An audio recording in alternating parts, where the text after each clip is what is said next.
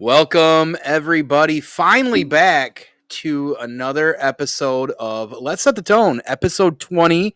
Unfortunately, it's not, and we'll find out about that in a moment, episode 17, which kind of may have gotten me nearly in trouble. But yes. Finally back to be able to sit down and talk to somebody. And it's a very special guest today that I am able to talk to somebody. So today I have my girlfriend, Brittany.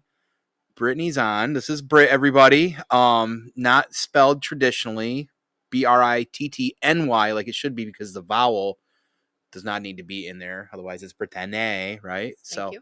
You're welcome. So let me ask this. So as far as I always ask everybody about any AKAs or nicknames, any particular nicknames that you have had growing up, or did anybody call you? Hopefully I sound okay. Yeah, how do we sound out there, everybody? We sound I'm okay? nervous about being too quiet. Yeah, we're all worried. Well, so this is the first time I should say that I'm using EV Mux now as like a, to run the Let's Set the Tone also in the studio instead of OBS. So, levels might need to be changed. I don't know how we look and everything out there. Drastin, 7 Dungeons, I see you out there. How does like the look and everything sound? Sounds good. Awesome. I appreciate everybody on that as well too. So thank you, Marcy, out there as well too. So. Cool.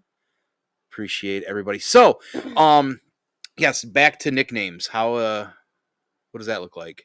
Honestly, I feel like I haven't had a ton.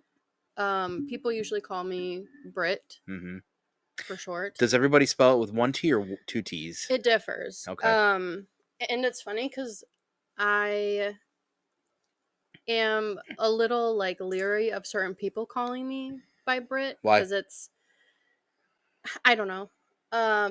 It seems like special, I guess, in a way, because like my immediate family calls me Britt. Okay. Obviously you call me Britt, and like I have friends and stuff that call me it. But there's sometimes where people will say Britt to me, and I'm like, whoa.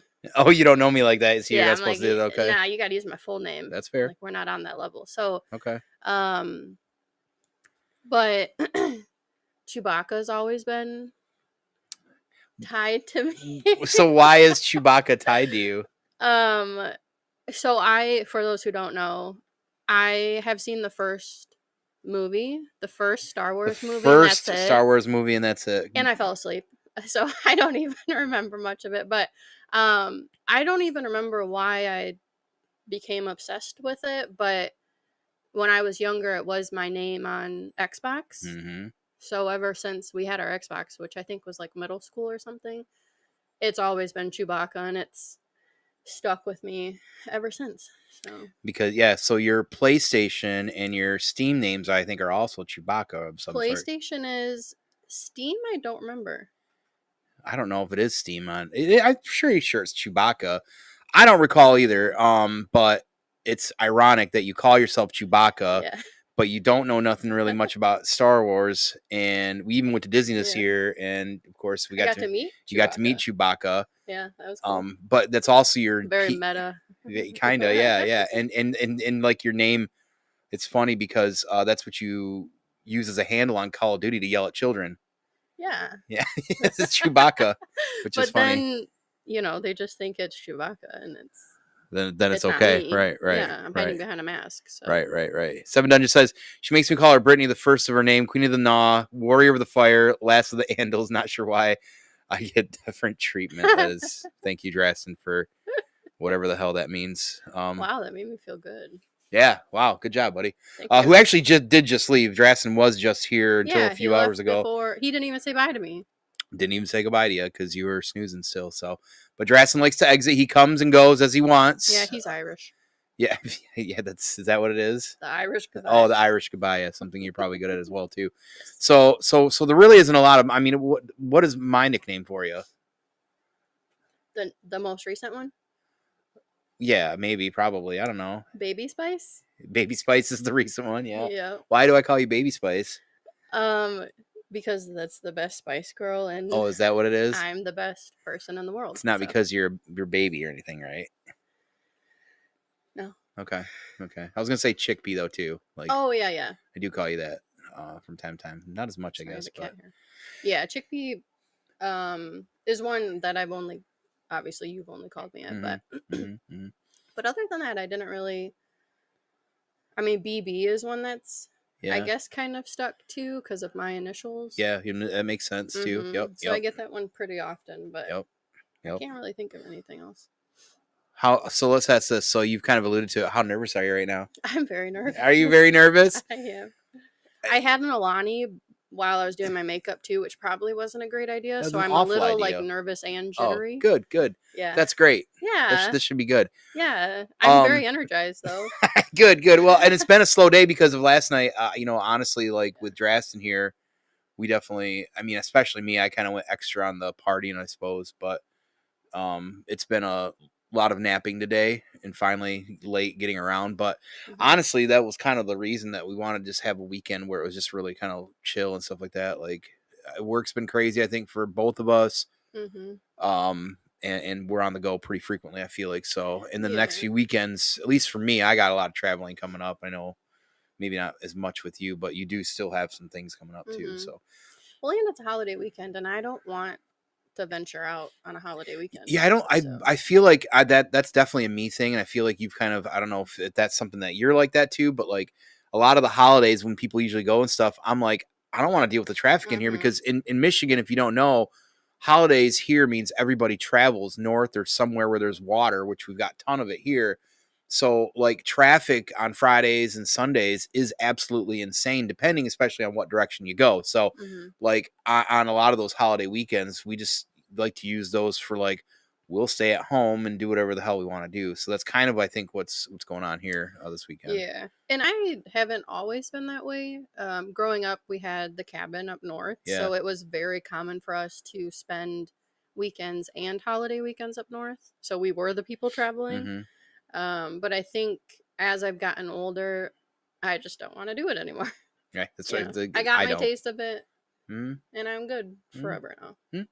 And that's it for me too. Like we did a lot of camping growing up. So and you know this, like I hate camping. I it's pilgrim life and I'm not into that. Like if I go camping, it better be a cabin. It better have electricity. Yeah. It's glamping is what they call it. Glamping. That's what it's called. Then perfectly fine. Then I'm all for glamping. Yeah. So Tone's too bougie for that. I am too bougie for that. I'll stick with the glamping. So but I'll dive into more of like how we met, I think, a little bit later. So I do want to start with, and then don't be looking at notes. You're not supposed to. That's the rule. I saw you pull it up and I immediately looked good. Okay. That is the one rule when you're live in the studio here, is you're not allowed to look at my notes. I'll just look around. It's fine. That's good. There's a lot of cool stuff to look at. Yeah. So, so let's start here. We're going to start with a younger you. So, we met a few years ago, and like I said, we'll kind of dive a little bit more into that as we progress through the conversation. So I feel like for me, there's a lot of things I already know, but there might be some things I don't necessarily know. But like for everybody out here, I always, first time on, it's always hot seat. So that's where you're getting grilled today. So yay. I know that's what you're probably nervous about. So, yeah. All right. Well, without further ado, let's kind of get going here. So, you actually have the uniqueness of being a twin. Yep. And you're a fraternal twin. It's not identical. Correct. Which, I mean, Nathan could be a girl. Okay, that's fair. So, well, maybe not. No. Anyways, continue. So, is there a story that we should hear about? No? Okay, fair enough. So you're twins. So, who of the two of you is older? Obviously me. Obviously you? Yeah. How much older? 2 minutes. 2 minutes older than your fraternal twin brother. Yeah. Nathan likes to say that they left the best one in there for last. Yeah. But clearly they needed like the gold standard to come out first. Yeah. Is that what it was? To know that the other one was okay. That sounds about right. So Nathaniel came out second. Yeah.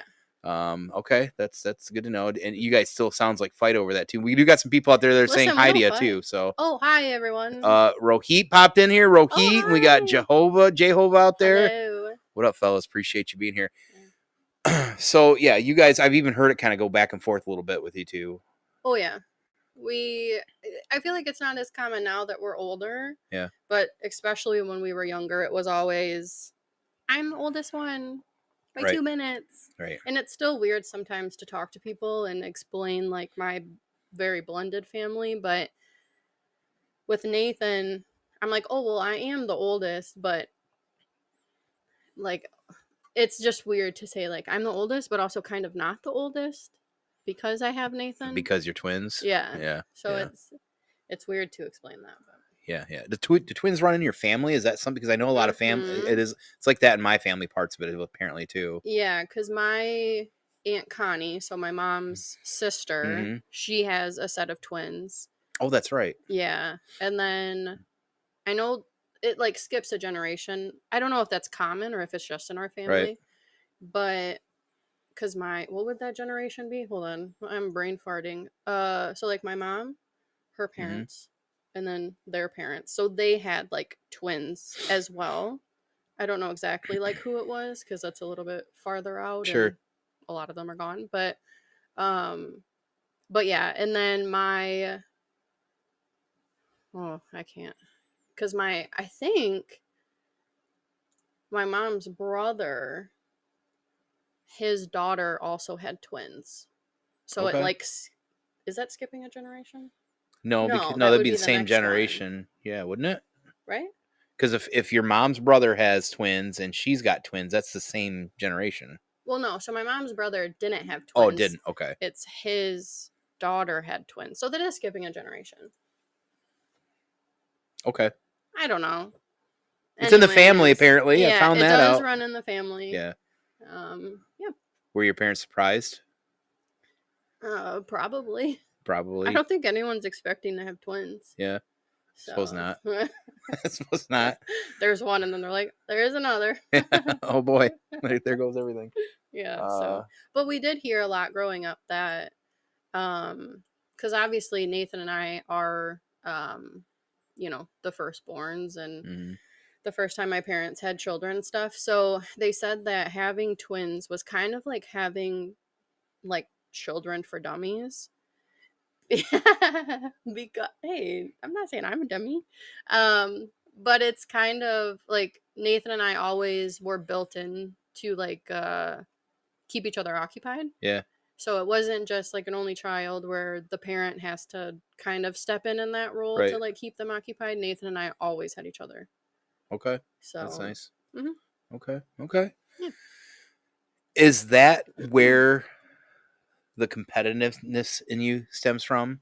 Because you're very competitive. Oh yeah. Drassen got to see that again the other night, of course, when we're trying to play a board game or a card game or whatever you want to call it. And to be fair, he's also very competitive. We're all very competitive. Yes. But when I'm drinking, I don't and it's a new game, I'm not like invested into my competitiveness. I'm the opposite. You are the opposite the entire time. Yeah. And it's quite obvious. And I know he found that funny. Yeah, I am very competitive in nature. Yeah. And honestly, in a lot of things.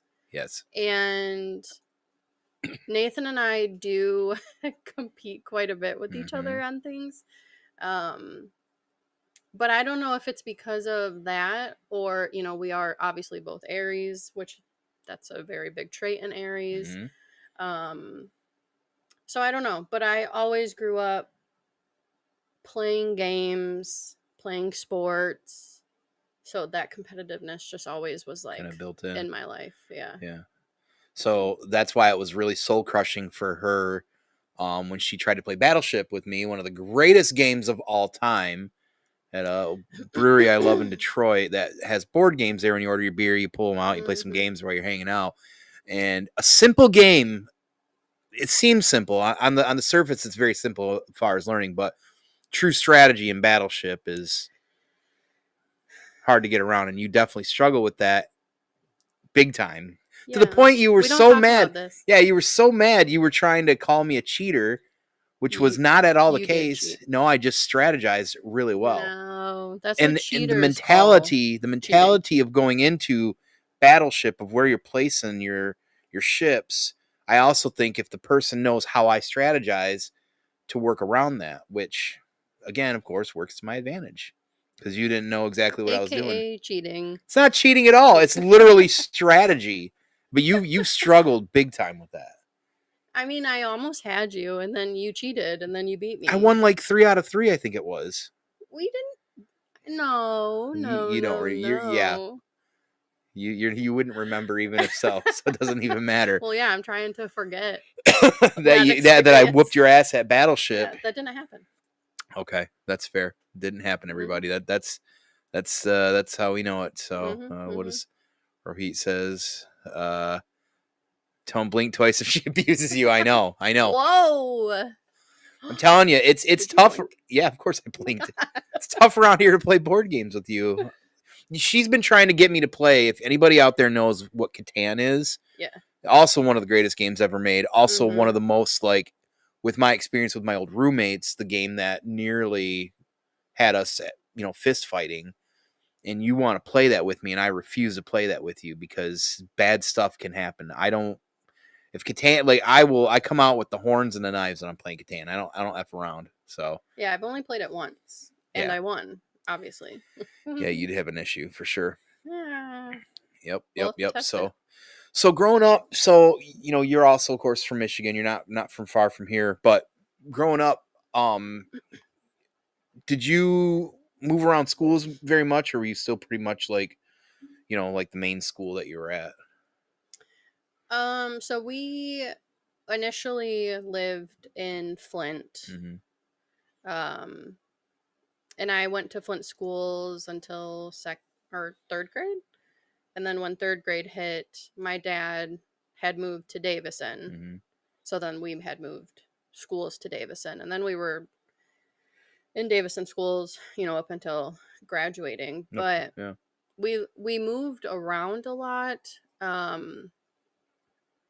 And just like as far as dynamic goes, because my mom and my dad did get divorced when I was. Is this your first time drinking water? Apparently. I don't know if anybody saw that, but wow, embarrassing. just my water just completely in front of all all over. of my friends. In front of all your friends, yes. Jeez. Anyways, Jesus, God, I'm gonna take a drink. Anyways, I don't remember. Oh, my bad. Okay, Whoops. so my parents got divorced when I was very young. So Nathan and I, we bounced between the two houses, and my mom moved around a lot growing up.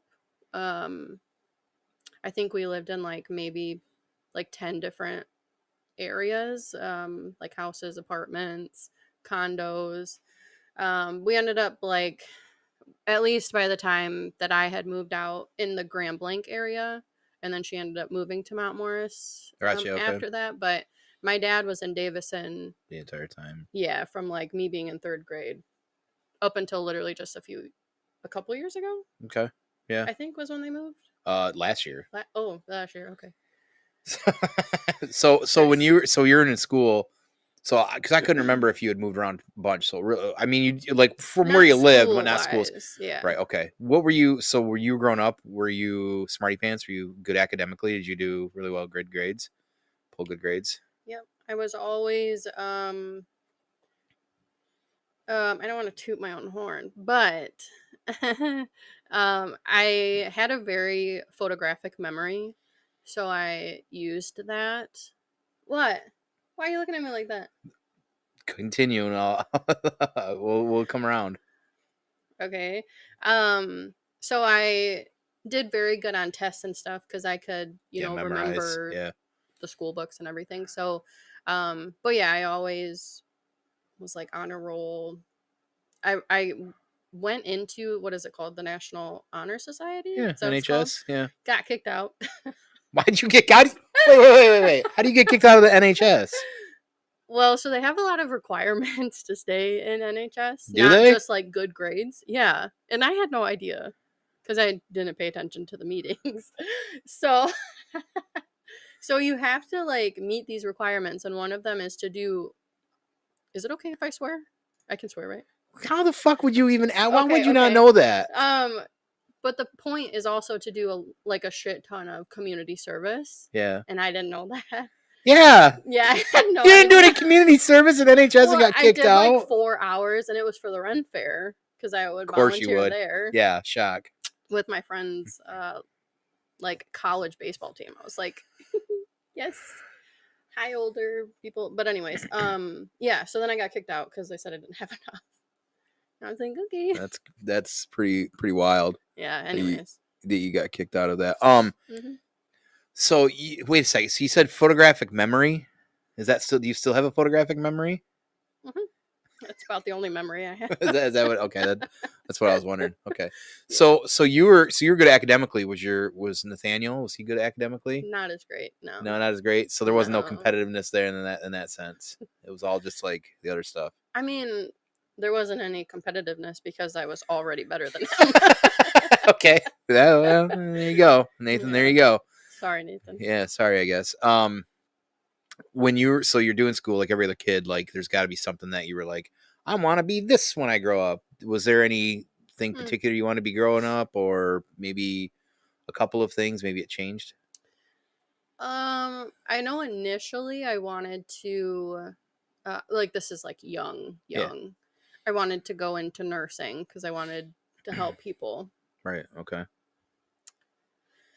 What does that mean? I learned I don't like blood. Oh, I don't like needles. that all any makes of that. sense. Yeah. You can't that. No Yeah. phlebotomist. Nope. Sorry. No. But then it did change, and then I wanted to be a singer for a long time. And I don't know if this is where we're leading towards, but my sister and myself and my cousin, we like made a band. Made a band. Yeah. Do you want to know what it was called? So I'm assuming it was an a cappella choir type of band or something. Well, yeah, like I didn't play any instruments growing up. Right. Not really. I mean, I dabbled in some things, but yeah, my parents always said it was too expensive to get the instruments, so They weren't kidding. that's fine. But yeah, so we did have, I guess, an a cappella band where we would just sing and we wrote songs. We probably had like How old were you? This is like 2 years ago. yeah, we actually just performed last night. It was really cool. Yeah. I want to say it was like maybe my middle school year, so I might have been like 13, 14 maybe. Honestly, it was probably younger than that when we Okay. started. So maybe like 9 or 10. And some of the lyrics, oof. Our band was Corona. Oh yeah, I was gonna say that. It was Corona. Corona. Like the road. Corona. Don't even start with your pronunciation bullshit. The three of us. So was that Marissa? Yeah. Oh, hi Marissa. That's your I'm sissy. happy. But yeah, so we all, including my cousin, had grew up not on Corona Road, but like right off of Corona Road. Corona Road. It's spelled with a U, everybody, and you say run, RUN is run. And even though I have family that lives in Corona, it's called Corona, not Corona. You Continue. have family that lives there? I lived there. You lived on the street that the city's or the town's named after. Listen, I think we'll just agree to disagree. It's fine. Let's stop talking. This is ridiculous. So the band was Corona? Yes, so we called it that, but it was like with a K. I see she spelled the K out there. Did she say it? Yeah. Oh. I think it was spelled, for the most part, well, how'd she spell it? Never forget. Yeah. Okay. So it was drop the C, add the K. Okay. Yeah. I don't even remember why we did the K, because we wanted to be different, I guess. That's funny. What is she saying? She's saying you guys spelled it with a K because you were so cool, which is also how they spelled cool cigarettes. I was just gonna say that. Yeah. It's funny. Yeah, we were smoking. No, just kidding. But so you guys were doing like the yeah. So we had I wish I could remember where the songs went, because there were some of them that were like a little bit deeper than probably what we should have been writing about at that age, but we had a whole folder of them, and I don't know where they went. What was the music that was inspiring this for you guys? Was it like, I would say like Avril? poppy. Yeah, no. Yeah, I don't think there was like a, because you were clearly a girl a cappella band. Like, I mean, much older would be like TLC's or Salt and Peppa. It wasn't like anything like that. It was Dixie Chicks. It's hard to say like what it, because we were just writing lyrics.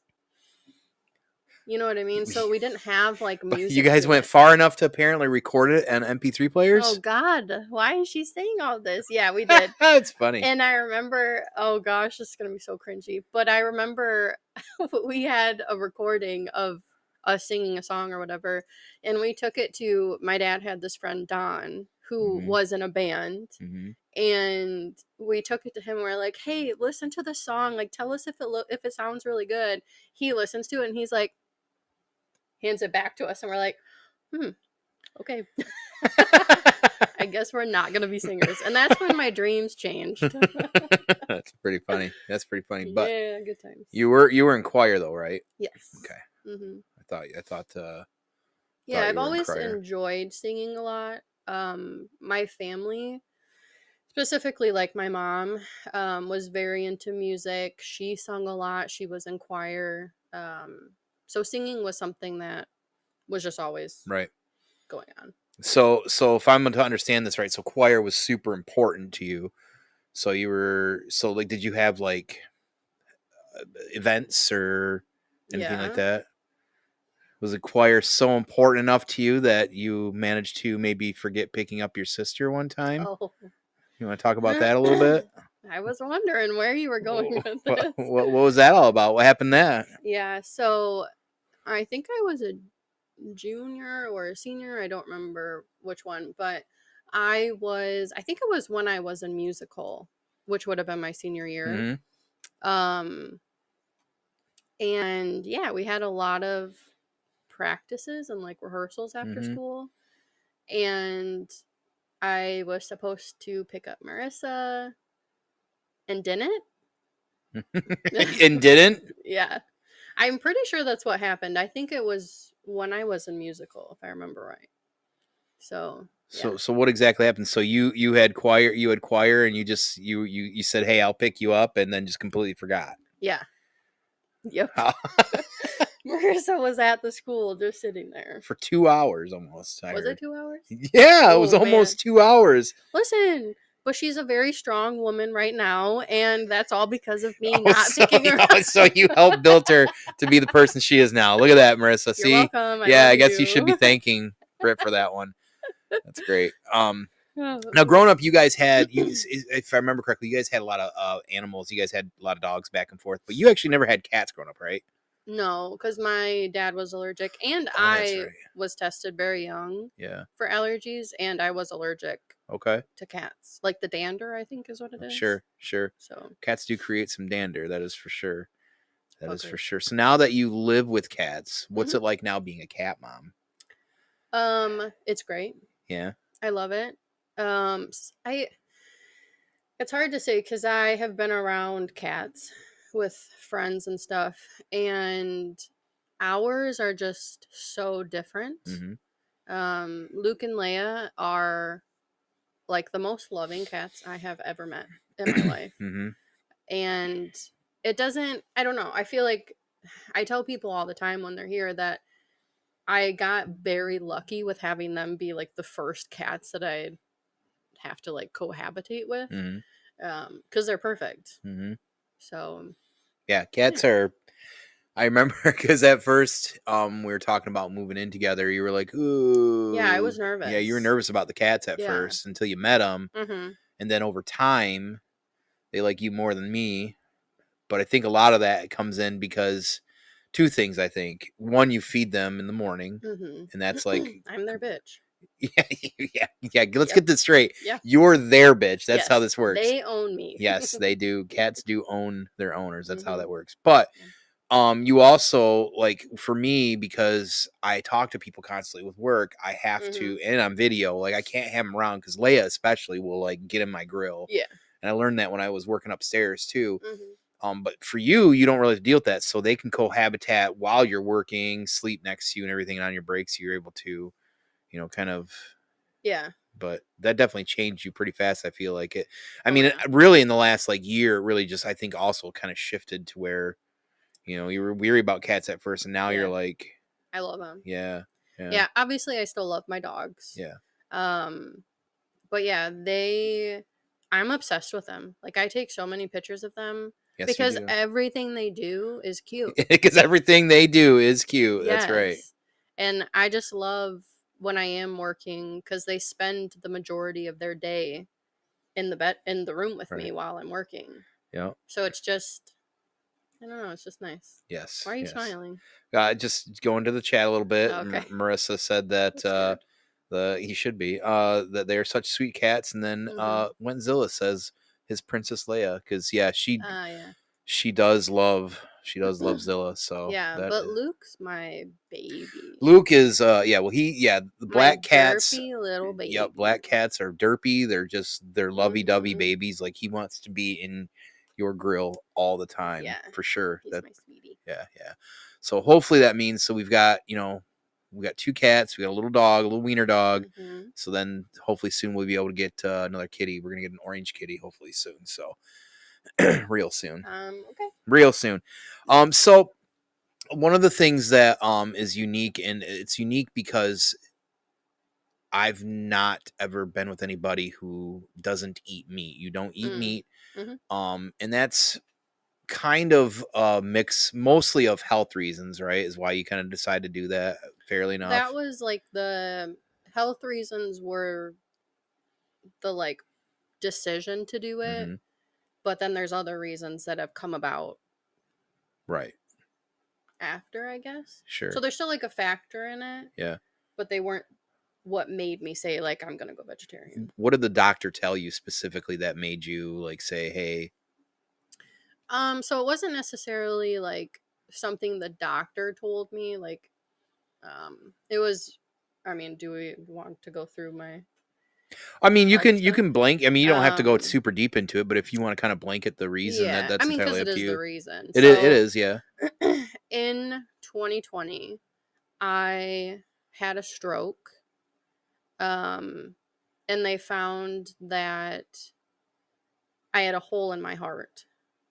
So, extra context, I had extreme migraines from the age of about like 11 or 12 up until Stroke I think I was 27 when I had my stroke. So, that whole time, like extreme to the point where I would like lose my vision. I would like see, they call it like aura Yeah. migraines, Yeah. but I would also go numb in certain areas. Like sometimes my hand would go numb, sometimes like my the front of my like thigh would go numb, or my lips, my nose, like just weird things would go numb. Weird. Okay. And it was terrible, and they never could find what was causing it. They said it was stress, because of course that causes everything. um and then I had my stroke and found out that they believe, because of having the hole, it was pumping like additional blood to like my brain and stuff, and they think that could have been causing the migraines to happen. um and then being on birth control, um when you have migraines specifically like that, you have a higher chance of having a stroke while Oh, being on Jesus. birth control. Yeah, nobody said that to me either. um so yeah, so anyways, had the stroke. um Went to the hospital. They found the hole, thankfully. It was 7 millimeters. Is that pretty big? Do they consider it or no? Oh, like I was Well, gonna say, I does don't it? know how big Yeah, I 7 mean, I millimeters know. is. Yeah. We're not doing measuring around here, everybody. But Actually, I do know what 7 millimeters. I'm just kidding. Nothing. Never mind. Anyways, what were you gonna ask? we're shutting this down. Everybody, thanks for stopping by. She's out of here. Okay. So were they saying, like, did the doctors at all say like that's a large tear, large hole? What does that look like? Oh, Did they not comment on that? I don't remember, honestly. Because I'm just kind of wondering. I'm trying to think like in terms of that. I mean, millimeters. I don't know. I guess I don't know how big that is Yeah. either. But anyways, I I digress. I mean, was I just feel kind of like curious. when you think about like your heart, 7 millimeters in comparison to like, I mean, the heart isn't super big. True, that's true. So like 7 millimeters Well, they say is fairly. if you make a fist, they say your heart's the same size right about as your fist. Okay. So there you go. But I don't know what 7 millimeters are. That's Phil. Yeah, I don't really. So, anyways, so yeah, and thankfully they went in, they plugged it, so I have a plug now, so it's not pumping additional blood, and all of that stuff. So the thought for me came from I was terrified after having that experience because having a stroke is terrifying.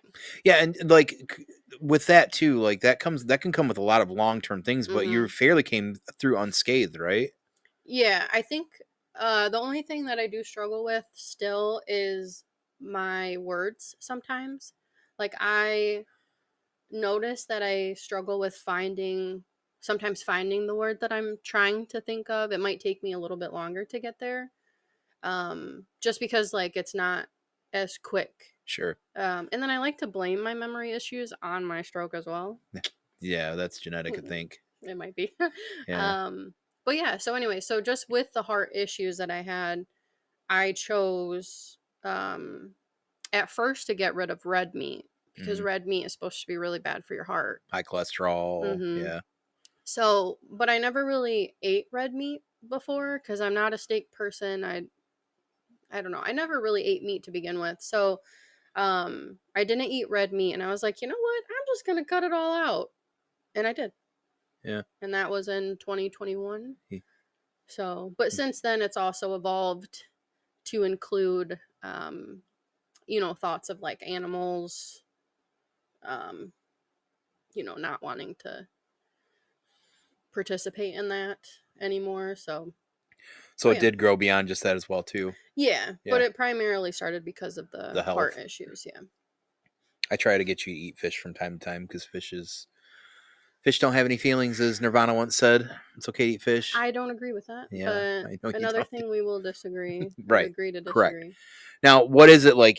Outside of my joke, like probably the biggest thing for you, I'm assuming, is sometimes dealing with the stigma that comes with being somebody who, Mhm. because I've seen it. Like I feel like I've been pretty like understanding, Mhm. acceptable of it. Like you make a lot of food dishes around here that don't include meat. There's parts throughout the week sometimes where I go a day or two without eating meat. We still Mhm. get protein, but like, Yeah. either way, you know what I mean? Like, so, but Yeah. what is it like where the stigma part of it's probably one of the frustrating pieces, I'm assuming.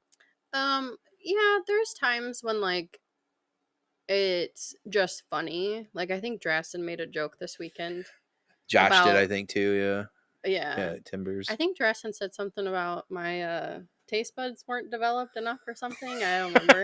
Sounds like Um something he'd say. so those things are funny. I don't obviously take offense to them, but I think it's frustrating when some people are like, "Well, how do you get protein?" And it's like, "You think for 3 years, 4 years, I've just been getting no protein? Like you don't think that would have dawned on me?" Yeah. Yeah. But there's so many things outside of meat that you can consume to get protein. Hmm. Beans being a big one. Yeah. There's a lot. There's some vegetables that give you protein, like Hmm. all of that. And I think it's just the fact that some people think I haven't put any thought into being vegetarian, Hmm. especially for as long as I have been. Um that sometimes can be a little frustrating. Right. Right. So, and I know for the most part, I feel like the intentions are good. Like, I don't feel like anyone's being malicious, but I have to be like, all right, here's me going into this conversation now about what Right. I intake. And Yeah. Yeah. so, Here's the 17th joke. 17th, yeah. Oh Jesus, yeah. There we go. Preparation. So yes, and I see it too, and I like, because I've known people that are like, some people are just cut from a different Hmm. rock, I guess, and it's Yeah. like, oh, you don't eat meat? Oh, what the hell? Like, the Yeah. animals don't have feelings, of course, I kind of do the bit too, but like, I've seen it, and it's weird to navigate because it's just like at the end of the Oh, day, like, yeah. what does it fucking matter? You know what I mean? Like, what does it Hmm. fucking matter, right? And Right. we've And it's had, my and decision. it is right, It and in it's no way that affects literally other people. at all. Yeah. And it's honestly, and it's like the matter of fact, some of the food we've had that is like meat replacement is Hmm. the like plant based or everything is really fucking good. You know what I mean? Yeah. So like I'm never gonna like complain about having food prepped for me clearly, and if it means that I'm not eating meat with it, then Hmm. I don't really care, like at that point. Yeah. So I just know that I could see that, and I see it like the stigma of having to handle that. It's got to be sometimes something frustrating as well too. Yeah. So And to say, that is something I appreciate a lot about you is the fact that you are very open minded when it comes to eating things that aren't Mhm. including meat, because I have been met with a lot of resistance in the past in Yeah. regards to that. Yeah. Um, so yeah, so it does mean a lot for you to Yeah, I be mean, open it to it. just doesn't like I said, it doesn't affect me, and Hmm. if I really want some meat, I will eat meat. You know what I mean? Like Exactly. I'll do whatever I And it's want. not like I ever force it on you, like, Mm-mm. to not get meat. I could give a shit less what you eat. Right. If you want to eat what I'm going to cook, Yeah. then that's going to be Yeah, vegetarian. yeah, yeah, yeah. Well, matter of fact, we got smart now because now we go out and sometimes you order something like that's, Hmm. oh, this is the chicken salad. You be like, can I get the chicken on the side? And Yeah. then I take it home and it's like my lunch or something for Hmm. later, which Exactly. works out for everybody. Blanco says, Tone is trying so hard not to lick his lips during this. Oh, I know. And my lips are dry. It's really funny. I don't know how you know that, but Oh, that's that is weird. a little weird. Half-ass beer out there says either way, something dies, whether it's plant or animal. Thank you for pointing that out. That time I'll deal with that later. Honestly, as long as the food, yeah, exactly. That's at the end of the day. That's exactly it. Like if the food tastes good, Uh-huh. what does it matter? We went to that mustard, that chili mustard and onion place that closed in Oh Detroit, and yeah. right before it closed, Hmm. we had those coney dogs and all Yep. that stuff that was all plant based, and Yeah, those were amazing. it was really good. Hmm. But And um, that's one thing too. Like when it comes to vegetarian food and even vegan food, mhm, the like what do you I don't know what you would call that, but like the artisanal side of it, mhm, I feel like maybe it's just because I'm vegetarian, but I feel like it's so elevated when you go to certain restaurants that are mhm. geared towards being vegan and vegetarian. Right. Well, you have to because you got to navigate from Mm-hmm. things getting like, I guess, like tasting the same Yeah. or being this. You know what I mean? Mm-hmm. Because when you do cut out meat as a protein, almost feel like you have to rethink how you either present what you're going to eat, or how you the look of it. Right? Like Yeah. there's a lot that comes with that. Mm-hmm. Yep. So yeah, there's definitely a lot of good stuff that comes out with that too. So Mm-hmm.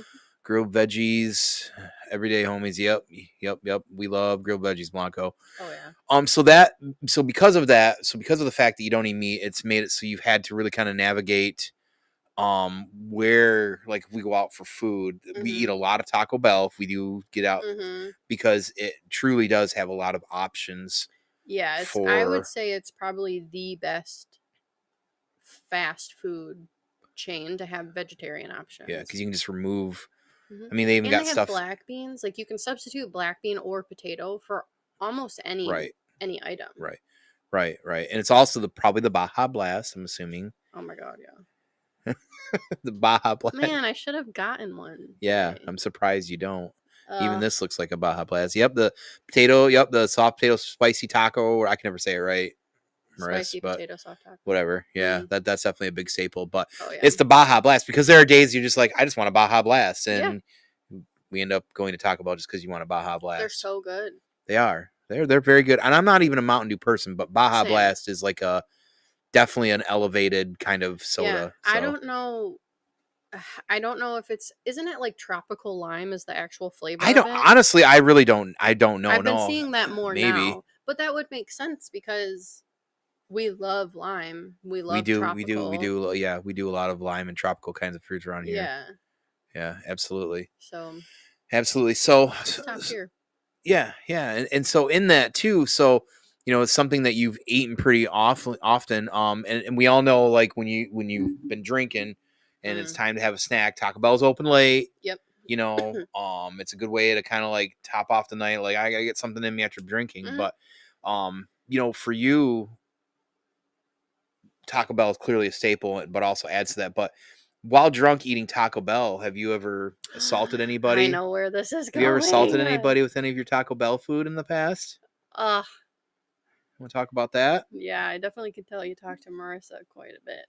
Um, she might have to help me with the story a little bit, but I think it was Marissa's 18th birthday, if I remember right. She'll have to, it might have been 16th or 18th, I don't remember.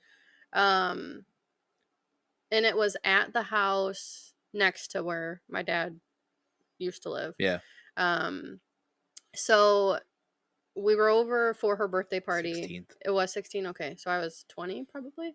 Um, I got trashed to the point where I don't remember a decent amount of the night.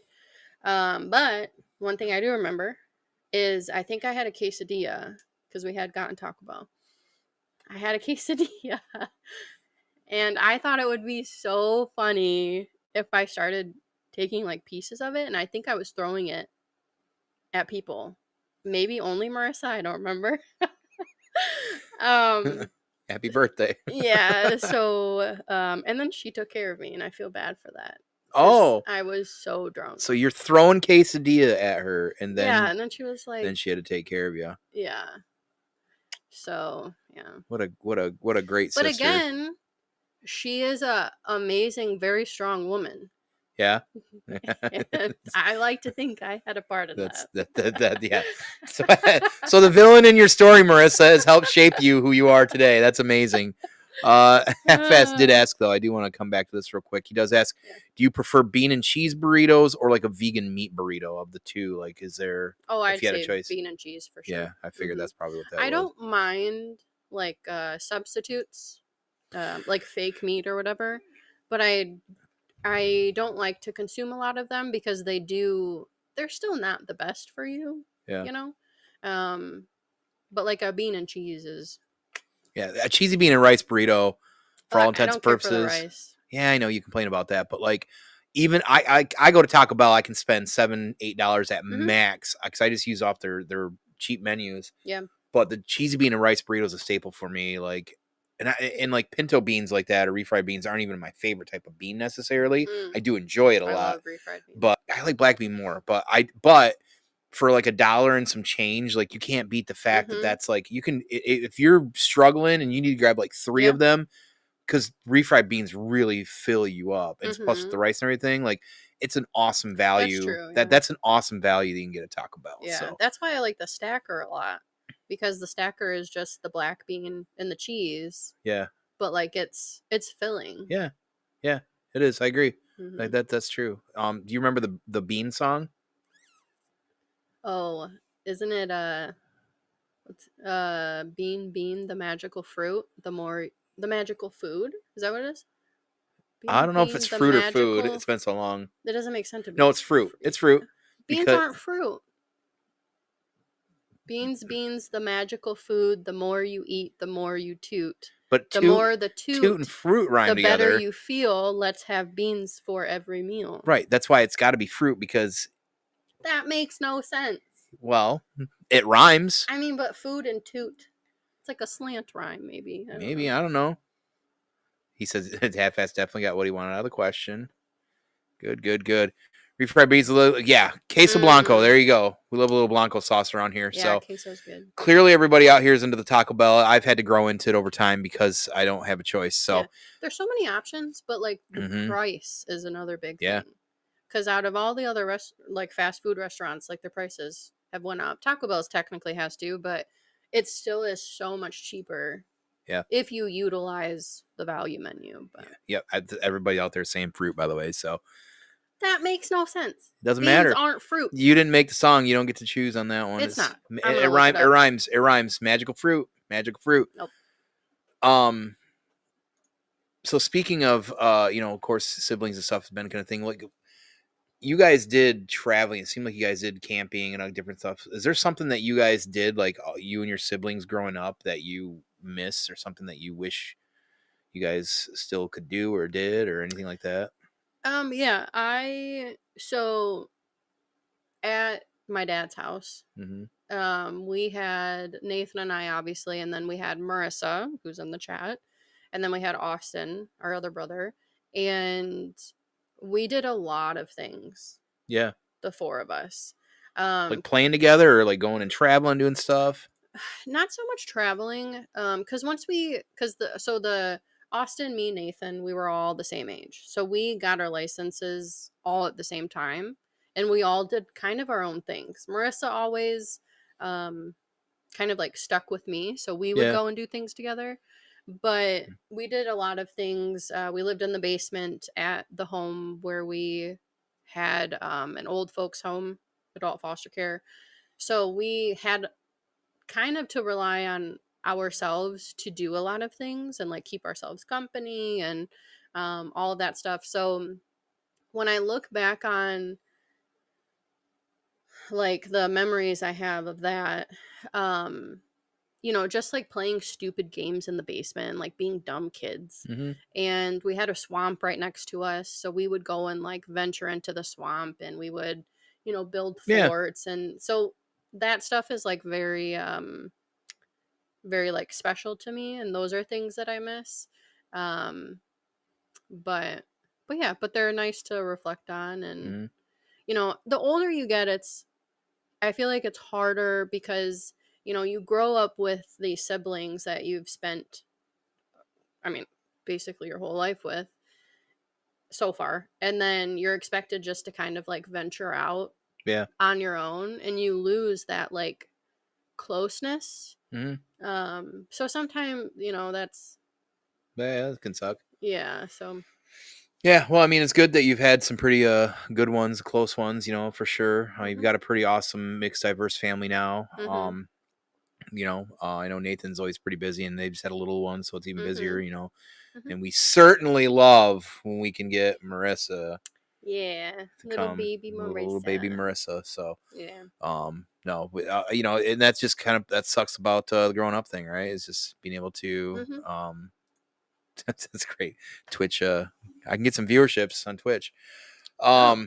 Yeah, always that stuff. But you know, no, I appreciate that you guys, you know, as you know, family, like able to do like it's hard because like for me, like growing up, like you know, living out where I did, like you literally until I got into video games more as a kid, hmm I literally had to pretty much like figure out how I was gonna have fun. You know, when you live hmm out in the country, there's not a lot of options to do anything. Yeah. That's why, like, you know, I've been talking about how I used to bird watch as a kid, or you know, just build forts and play outside. You know, that hmm was really all we had. Yeah. And then I found video games, and that kind of probably Yeah. And changed kind that of the same for trajectory. us, because once we got our Xbox, I mean, especially the boys, they would come home from school and they would be glued to the Oh yeah, Xbox. oh yeah, So it changed a little bit with that. But I remember we had one game that we kind of made up, I guess.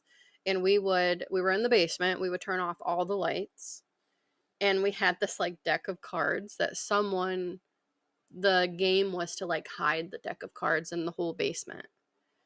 And then we would turn the lights on, and we would just have to go around and find the deck of cards. Like it's so silly it's like hide and sounding. seek with a deck Well, of with cards. cards, Yeah, right? okay. So, Did you guys ever steal booze down there? And oh yeah, yeah, yeah, yeah. When I moved out, I had because my room had a closet that was under the stairs, yeah, and that's where I kept my collection yeah. hidden. But then I moved out and I didn't move any of it, so it was there still. Who discovered that? I think my dad. Was it a lot of his old booze or no? Oh yeah. Yeah, Yep. yeah. Yeah, because in the garage the pool barn that we had, he had a very large collection of alcohol, Right. and he wouldn't notice if someone missing So until years later. were you just getting drunk in the basement by yourself then, or just taking it to parties or doing stuff like that? No, not really parties. No. It would be more like, oh my gosh, look, I'm gonna take this shot of vodka. Right. Right. Like maybe with my siblings, but Oh, okay. So it wasn't anything like you. I'm gonna take this and we're going partying out, or no, okay, no, okay, nothing like that. right. So would you guys get drunk or just kind of like sip?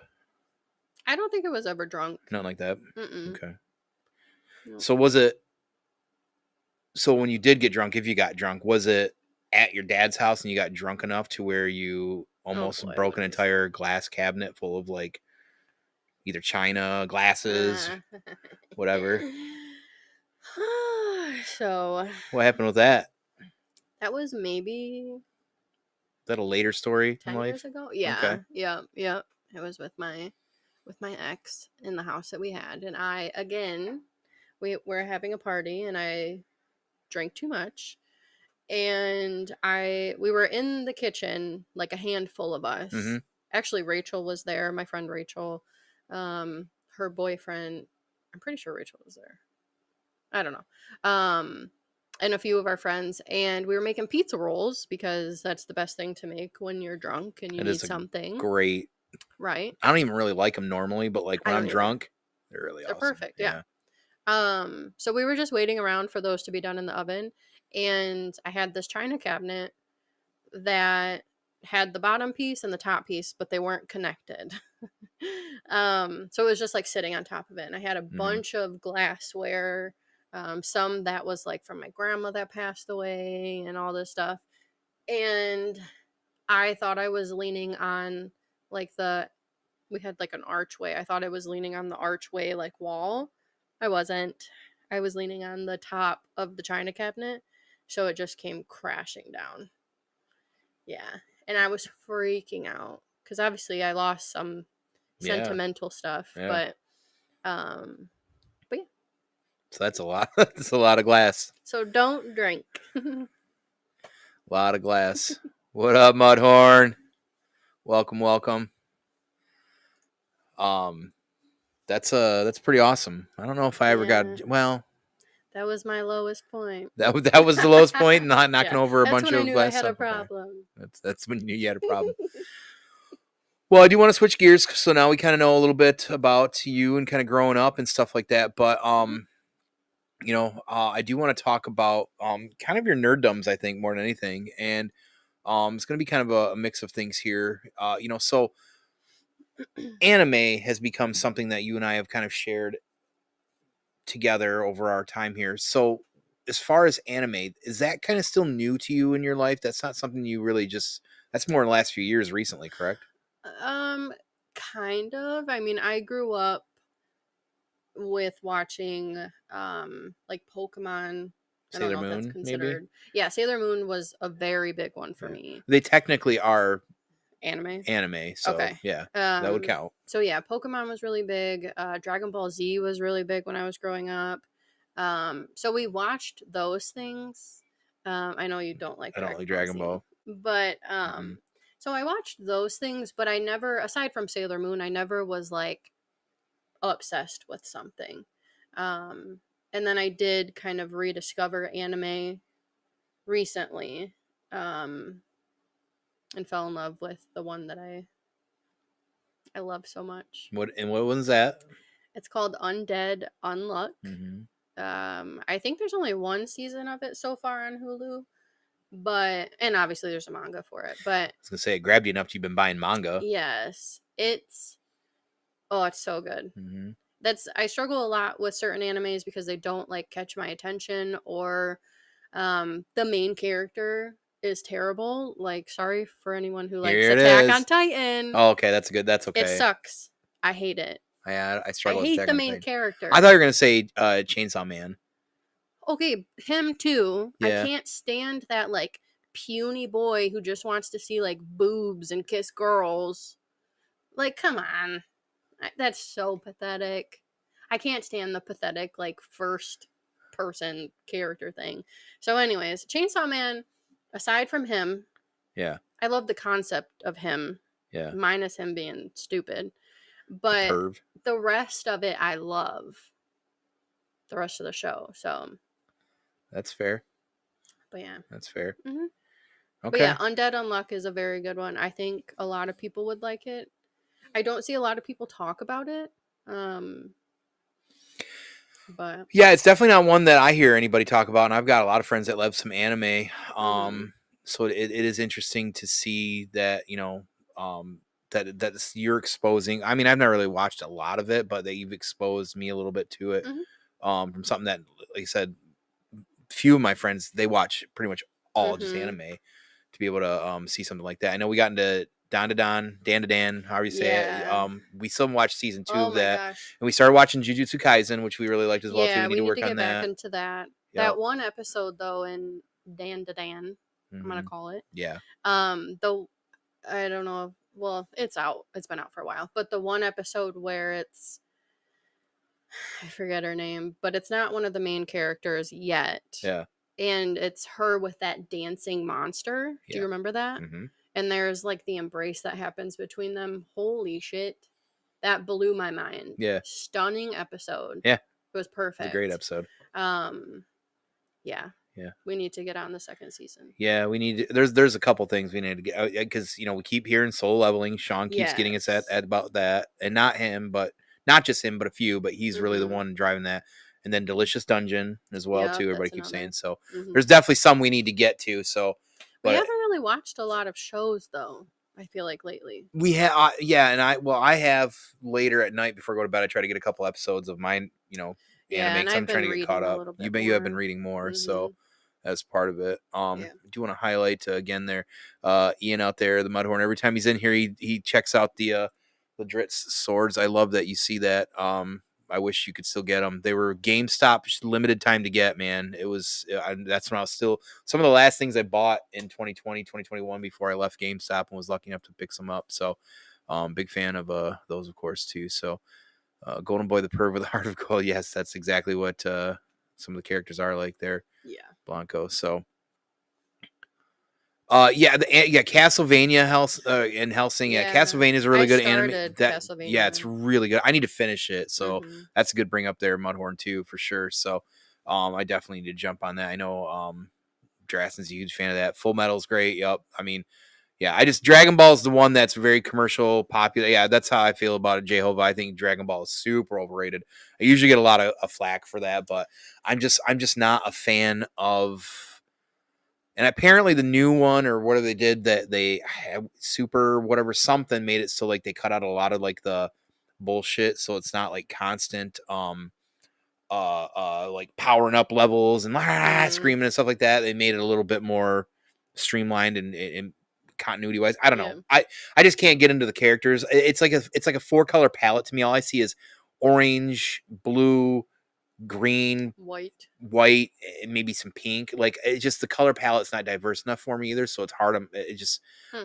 I struggle with a lot of levels with it, and I've tried to watch it numerous. I mean, we're talking 30 years of me not liking Dragon Ball Z, Yeah. so this isn't new. Yeah. But anyways, To mention too, when it comes to like anime or shows in general, I really struggle with shows that have a lot of seasons. yeah, you do. It I scares you. It does. It's daunting. I don't want it sounds bad, but like I don't want to commit who knows how long going That's through silly. one series. Binging rules. That's so fun. Yeah, but if there's so many series or if there's so many seasons, I can only binge how much But at one time. you got to remember with anime, they're typically about 22, 23 Yeah, minutes that's long, true. and even shorter when you sometimes cut out the intros and some of the outro. Yeah. So you're typically looking at right around 19 minutes, I'd say, for a lot of anime. Yeah, You but can when get you have 8 seasons that have 60 episodes, yeah, but the best thing. So even then, too, you got to remember the best thing to do for that to navigate is if there's some like Naruto's and Boruto's. Naruto's yeah, especially does a lot of filler that's true. manga they were getting caught up to with the anime. Yeah. You can cut out chunks because some of Yeah, that you stuff can isn't look online. because some of them like the fillers are awful. Like Naruto's classic case old school Naruto and Shippuden's had awful fillers. Mhm. Boruto doesn't have as much, but there's still some, and that's how I navigate through that. But yeah, Mhm. some of that filler shit, like you just got to be able to navigate it. Bleach had some Yeah. bad ones too, and they all probably do, Mhm. So, but there's nothing better than diving into, and I'm a binger anyways. But anime binging is the best because they hook you so much onto the episodes, Mhm. episode to episode.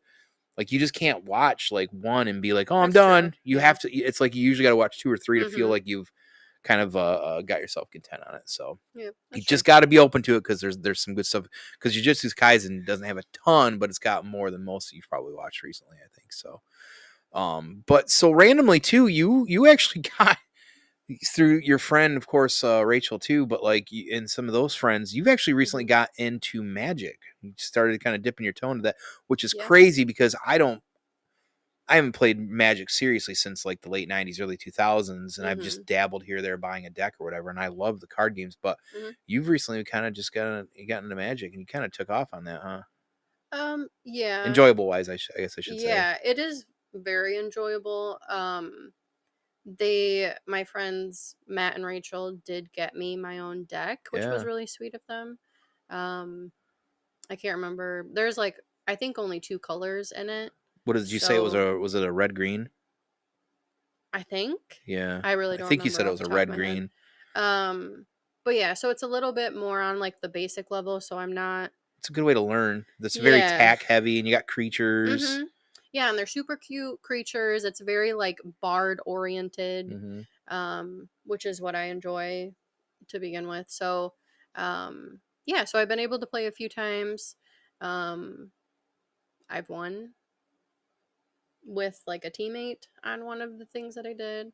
Um, but yeah.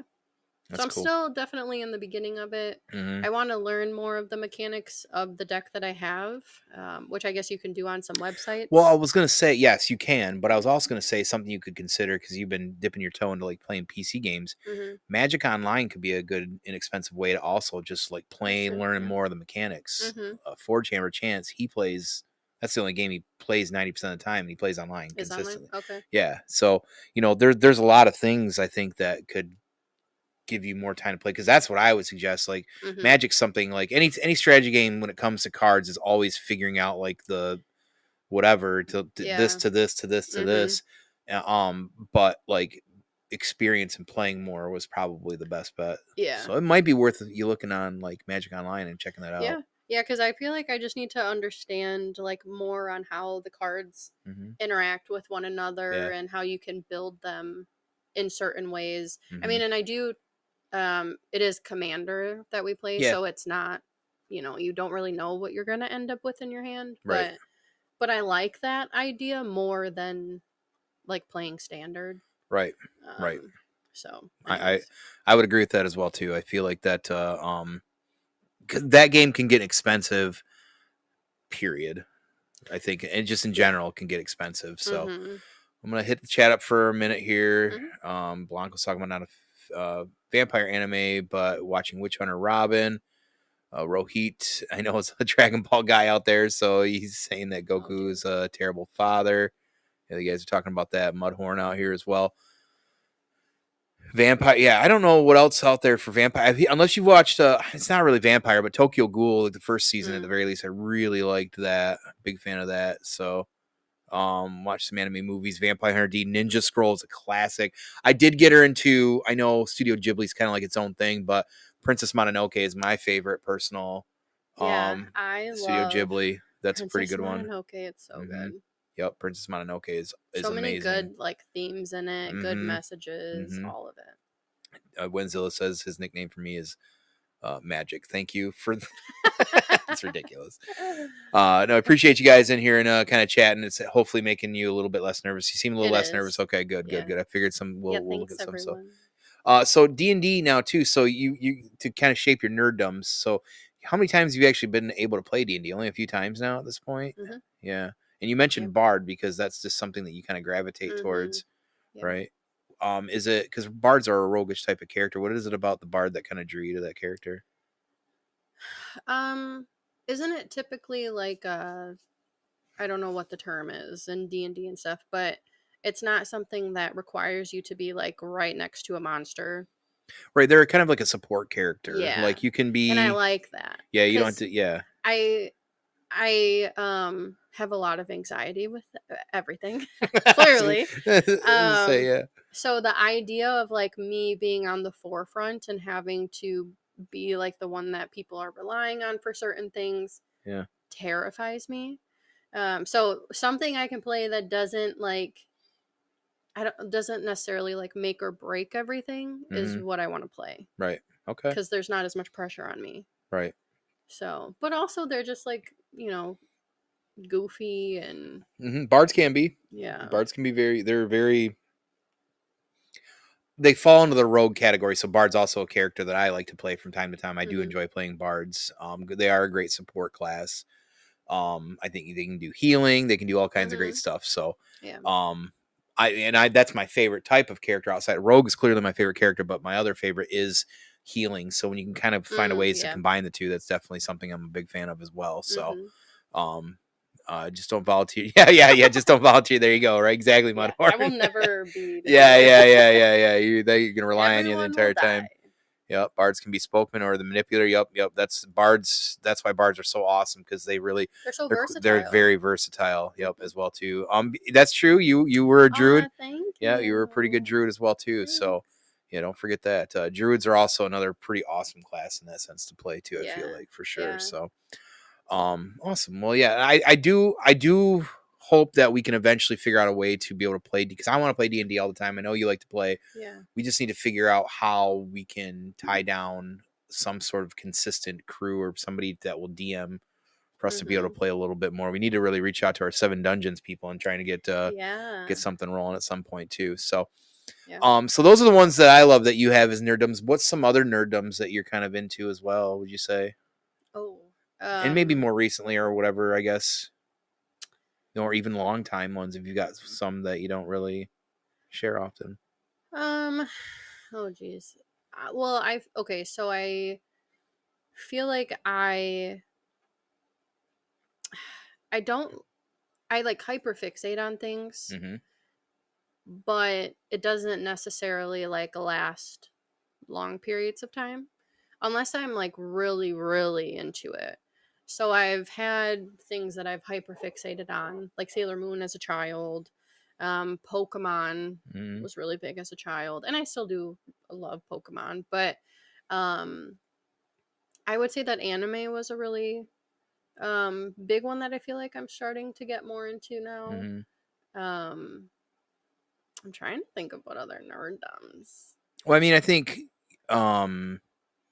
one to kind of highlight, and it might be kind of messing up my cadence, but honestly, like movies, I feel like are definitely something that, you know, you're very either particular about some things, but you know, you love horror movies. That's a big thing for you. Horror for sure. Yeah, especially if it's like an A24 or you know, like a Blumhouse or like those smaller indie stuff right now, because I think we can all agree they're the ones that are doing.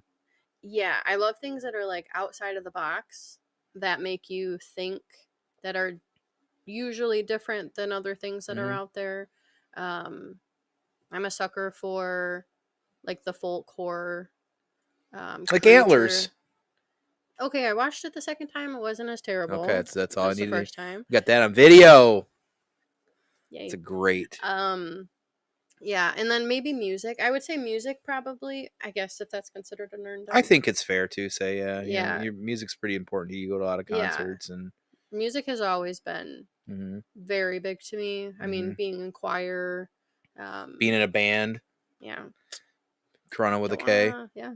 I mean, I was the lead singer. Yeah. Nah. Yeah. So. Okay. Well, I think one of them too that and I don't know if it's a nerddom or just something that I know you're into is like the zodiac stuff, because you kind of got me. Astrology. I love laughing at it because it's entertaining, and then the irony of it, and there's a lot of things. It's just like, oh man, that's kind of funny how real that is. But like, what got you into like the zodiac and astrology stuff? Has that always been a thing too? Not necessarily. I think it's something that I don't know if I necessarily believe in it, like to the core. Right. Same. But it's interesting. It is. It's and very it interesting. is interesting how some things, like you were saying, line up. You know, whether it be that or whether it be other things. But so my friend Miranda, I would say it probably was when her and I started getting closer that I was becoming like more aware of astrological stuff, I guess. Sure. And a little bit of that, like, to me, ties a little bit into like spiritualism as well. So that's kind of when I started like dabbling more into other things that are out there that aren't necessarily religion. So yeah. Okay. Okay. Yeah, you definitely got me hooked into it because I bring it up all the time. It's consistent conversation now, even on this, because I always ask people like, "What's your sign?" You know what I mean? Because it starts making sense when I find myself always butted up with fire signs, and always with the other like ones or earthen, or adjacent, like Capricorns, Tauruses. Tauruses, like Aries and Tauruses are probably my most consistent, or other Sagittarius. Sagittarius and I we like to party pretty hard. So you know, it is fun. I do enjoy it. And so one of the other things too about you, and this isn't really zodiac related, but I feel like it kind of is you got an obsession with a number. You got 17. 17's obsession with that number, and you don't have to get super detailed about that, but I know that's something you kind of also shared with your mom. And you got the idea of recognizing, I think, numbers from your uncle or whatever that is. So talk a little bit about your obsession with the number 17. Yeah, so I went on a trip with my mom and my brothers, and we went to Washington, which is where my uncle was living. I think I was like in 7th or 8th grade. So what age is that? Like 12, maybe I 12 or think yeah, 13, so yeah, like the something. seventh grade. Yeah, you're about probably 11, 12, something like Okay, that. yeah. So we went to Washington, and my uncle was obsessed with the number 8. And when we went out there, we would, obviously go and do stuff, get food or whatever. And it became like our thing to point out the number 8 wherever we went, whether it be like adding up an address, whether it be, there's 8 different types of, I don't know, like a food or something. So it just became like our little, Mm-hmm. like, fun thing to do. So then when we were leaving, I told him, I was like, all right, I'm going to keep an eye out for anything that's 8, and I'm going to let you know. I'm going to send you a message. And he was like, no, no. He's like, you can't take my number.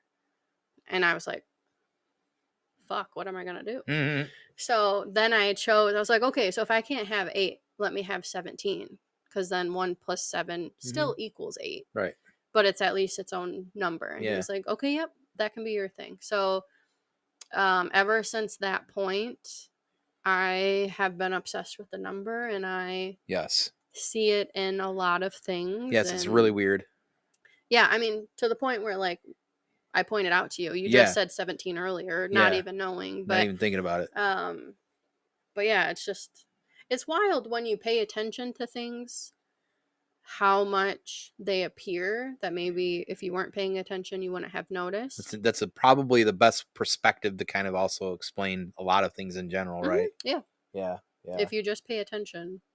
It's weird because because you point out to me all the time. I'm like, you see that number is, and I never know what you're talking about at first. I'm like, what the fuck? And I'm like, Yeah. oh, fucking weird. Yeah, and it's wild because, like, when you watch shows or movies and stuff, a Mm-hmm. lot of times, like, jerseys, like football jerseys or like basketball jerseys, or even shirts just have numbers on the back, they'll a lot of times be 17. Huh. I don't know why. So everyone should look for the number 17. I guess. Well, they can't because it's your number. True. I mean, but you can still look for it. You can still look for it and then just message and let Yeah, you know. just it's not yours. Right? It's just not yours. Mudhorn asks if isn't 8 considered lucky in Japan. I don't know, but that is something I'm I curious don't know now because I'm either. gonna look that up as I have Google in front of me. Yeah, 8 is like a number that represents strength. Like in tarot cards and stuff, the number 8 is very prevalent in the strength So card. here it is. So the reason is the kanji for 8 widens at the bottom of the shape. Why is it lucky? This shape symbolizes expanding fortune or luck that grows and spreads out towards the future, making 8 a sign of good luck in Japanese culture. Isn't that Okay. interesting? And that's hachi. That's what? Hachi. What is? Hachi is the number 8 in Japanese. It's how you pronounce it. Oh, So like wow! Look at you. Your Ichi Duolingo's coming in handy. ni san, Yon go Roku. Roku. Yep, that's 6. What's 7? Shit, 7. I'm gonna forget. Shinji, I think. 8 is Hachi. 9 is Q. 10 is Ju. Jew. Juu. Hmm. 11 is Ju Jitsu. Ni, and I think 12 is Juichi. I don't know. Wow. Maybe. That was great. Everybody just got a lesson. There you go. I could be wrong on it. That will be a test at the end. So what do you know about white vans? White vans typically is something that You son of a bitch. I know where this is going again. white vans are something that in our culture is known to be something that is shady, mysterious, something you're not supposed to approach, stranger danger. Why do we judge? Why do we judge a van by its stranger color? danger. So do you want to explain to me maybe an incident of where you were trying to converse or argue with somebody in a white van in Detroit, nonetheless? I wasn't arguing. Is that what was going on? Well, why don't you talk about that then? So Marissa and I went to a concert last year, I believe, and it was right at St. Andrews. So there's a little restaurant Yeah. kind of like kitty corner to it. Yeah. So we had eaten there, and then we were walking across the street to go back to St. Andrews, and this person was in a white van and was in the driver's seat, and he was like calling over to us, and I was like, what the hell is this guy doing? So me being really stupid was not a good Not good decision on my part. No. To be fair, I did have some drinks at the restaurant. Oh, okay. Here So comes full we circle, noticed a throwing theme. quesadillas and knocking over Yeah. glass cases. Continue. So I go up to like the passenger side window, and he's talking to me. I don't remember fully what about. He was like asking questions. I think he like asked if I was single. And I Yeah. was like, no, I'm not single. And then I can't even remember what else it was. But yeah, so then I like backed up, and I was walking with Marissa, and she was like, what are you doing? I was like, I was just talking to the guy. And she was like, what the fuck? Your Because sister. I literally went up to the window, and I like put my arm on the window because he had it down, obviously. So I put my arm on it, and I was like, what? That's so stupid. I know. That's ridiculous. I know. That's Sometimes quite I'm not aware. clearly. She said he was definitely hitting on you. Yeah. Yeah, trying to throw you in the van or whatever. Yeah. So let's make smarter decisions going forward when it comes to vans and strangers. Yeah, Stranger that was danger. a learning lesson for me. Yeah, see that. Well, was it? That's the question. Hopefully. We'll see. We'll see. I just avoid vans in general now. Right. So I do want to ask. Now I know you're big into art and stuff like that. Like you do scrapbooking, you do a lot of stuff. I know you like painting, which you do really well and you enjoy that stuff. And really, this is about kind of a little bit different when it comes to painting. But have you ever actually painted like a mini, like a D&D mini figure? Yeah. I've done not a figure necessarily. I've done like ceramics that are like minis. But that's it. Yeah, but like, because like we're talking like a lot of detail and things of that nature, like small. Like you got to get. Is that something you'd be interested in? Yeah, I'd be down. Okay, cool. So you should buy me a 3D printer then. So, anyways, moving on. So you already kind of mentioned music. That is definitely something that comes up all the time here. That I'm finding out more and more of the people that I talk to, how music. It's just such it's a universal language for everything, right? So for so many things, and definitely music's very important to you. You go to a lot of concerts, more than me even. But you do have a diverse music taste, but you also love what I call that emo shit. I do. You love a lot of that. I love feeling really depressed. Yeah, it's awesome. What right now would you say are your favorite bands? You can even say your favorite. So point blank, what does that look like right now for you? Well, that's going to be really hard. So, first one that comes to mind is probably one of my favorites that I've more recently gotten into, and that's Periphery. Okay, yeah, that makes sense. I'm obsessed with them. They're incredible, progressive metal, lots of deep lyrics too, and their songs are so long, they're so instrumental, it takes you on a journey, I feel like, of music in general. Yeah, and they're great with like their storytelling. A lot of what is it? It's melodic. They do a lot of like makes me think of like Mastodon or Tool. Like they play like it's very something I like mean they toured with like Mastodon. Yeah. Just which it makes sense. Yeah.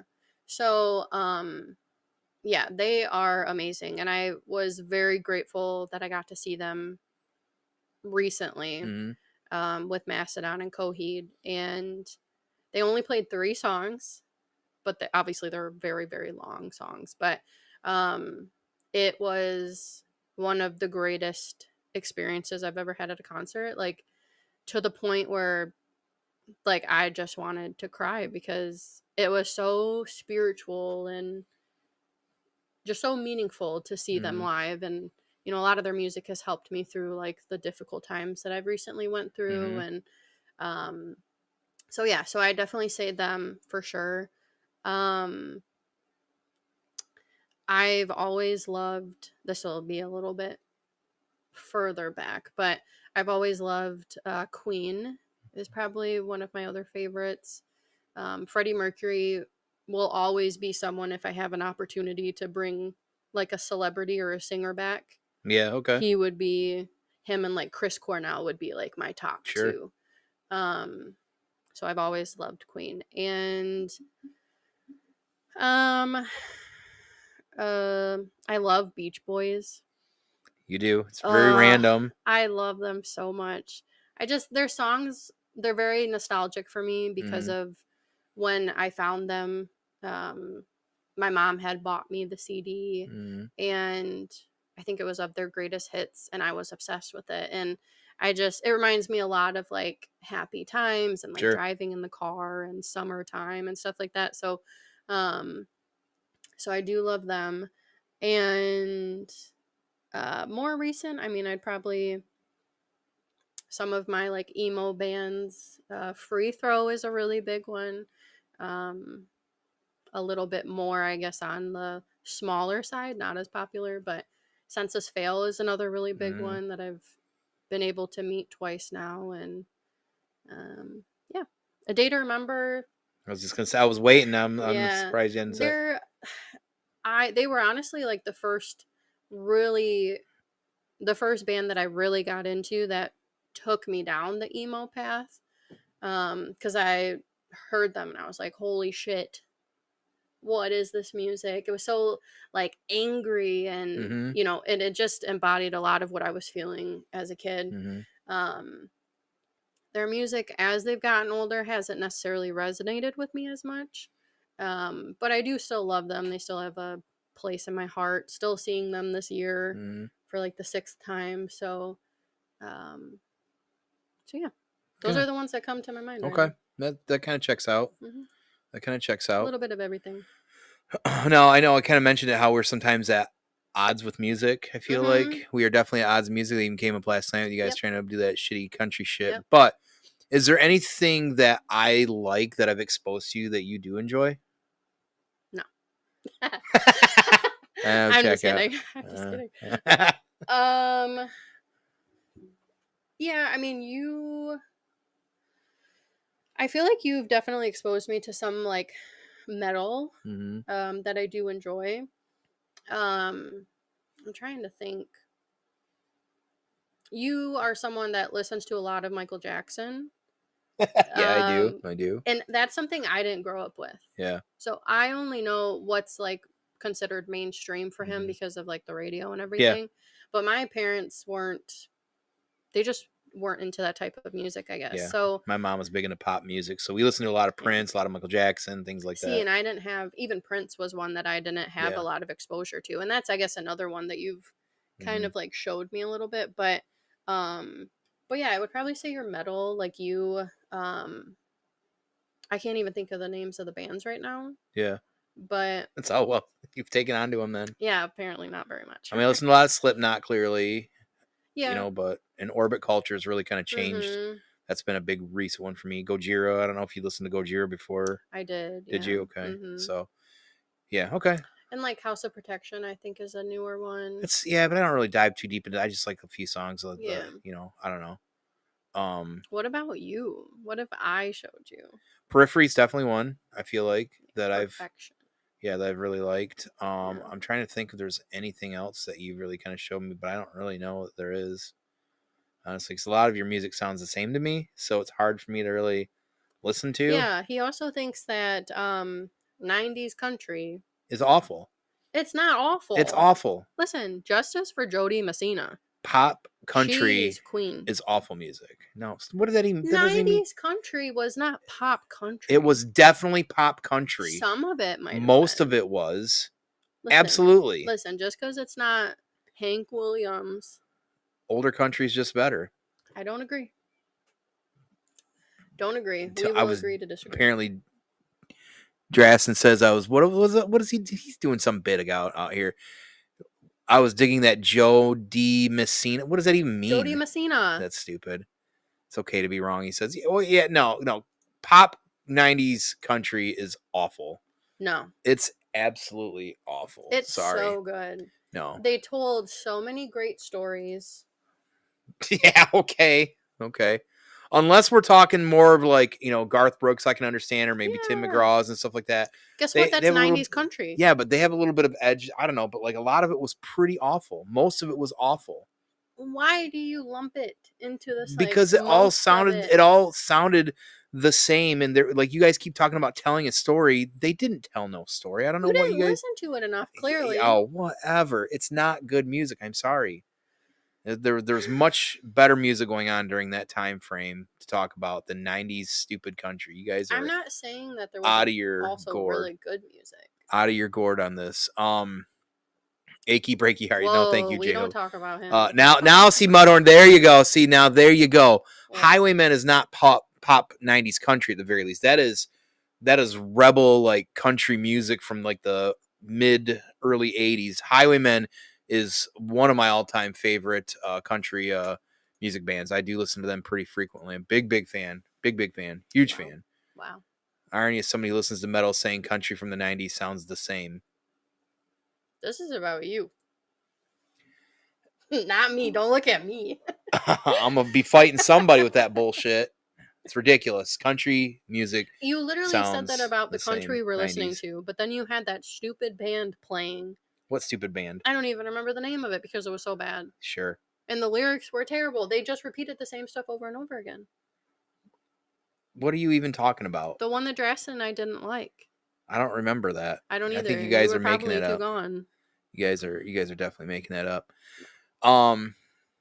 Definitely making that up. No, music's definitely something that I feel like is oddly enough we definitely are odds with. So usually when we drive and on distance, I have to play like 90s like pop like variety music so you get an array of it because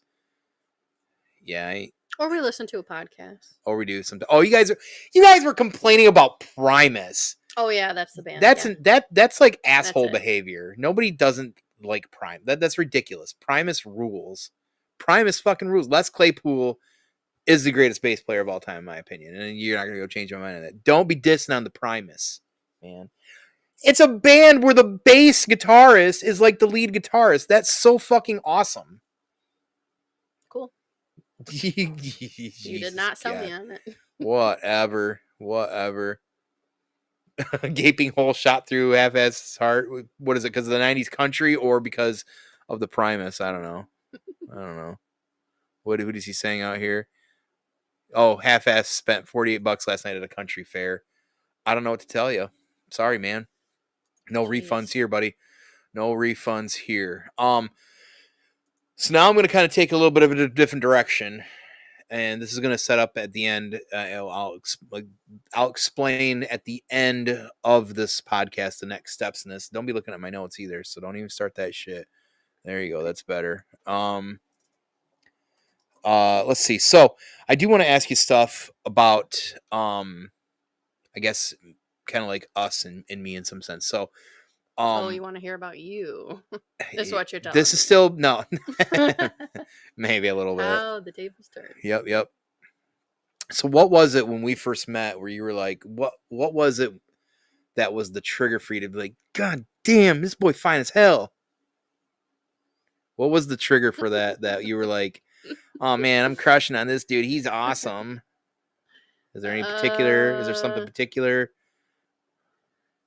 I guess from like I don't know necessarily about like crushing on you, but I was very drawn to your like energy. Okay. And I don't have any energy. I sleep. Yeah, but you're very like welcoming. You're very you're someone who you just try to make everyone feel comfortable. Mm-hmm. You can talk to like literally anyone. Mm-hmm. And that's something that I don't have. I don't have the ability to do that. So you think you don't, but you're more extroverted than you give credit for yourself for. But I'm literally freaking out inside as I'm That's doing fine. that. Fake it till you make it. Yeah, literally. But yeah, so I think that was something that it just very much stood out to me when I first met you and first started working together. But then I don't know. You're very funny. Your humor definitely that might have been what it was. Probably. I am pretty fucking funny. Comedy gold over here. Stuff just Great. writes itself without me even having to think about it. Great. Yeah. This is why you wanted me to talk about this? No. I'm kind of also Make going in your the comments. ego a little Everybody's bigger? no, not at all. No, I was just kind of curious on that. Yeah, see, everybody's doing that too. Yeah, FS said I'd bring you on to boost my ego. Right. Yeah, take these compliments, Tone. Matilda says. No, I was honestly, I know that's I wanted a package like that, but I was just definitely curious. Like, what was it that, if it was my energy? What did Marissa say? It never fails to make me laugh. That's true. I do make Marissa laugh. Yeah. That's why I love having Marissa around because she's one of my biggest fans. Yeah. I do enjoy that. Now it's to the point where it's a little cringy. Shut the fuck up. It's a little cringy. So I do want to go back to the zodiac signs though, because we kind of talked about that and how you kind of got me in that. So so since you're so big into that sort of thing and we're fire signs and stuff like that, talk about our compatibility and like, were you looking at that stuff before we started getting actually together? Yeah, I did look at it because I was curious what, because obviously you're Sagittarius, I'm Aries, so I was curious what the compatibility was, and it's very high. And I like with the compatibility, it talks about like us not having a dull moment, us always like, exploring and keeping that kind of like spontaneity in the relationship.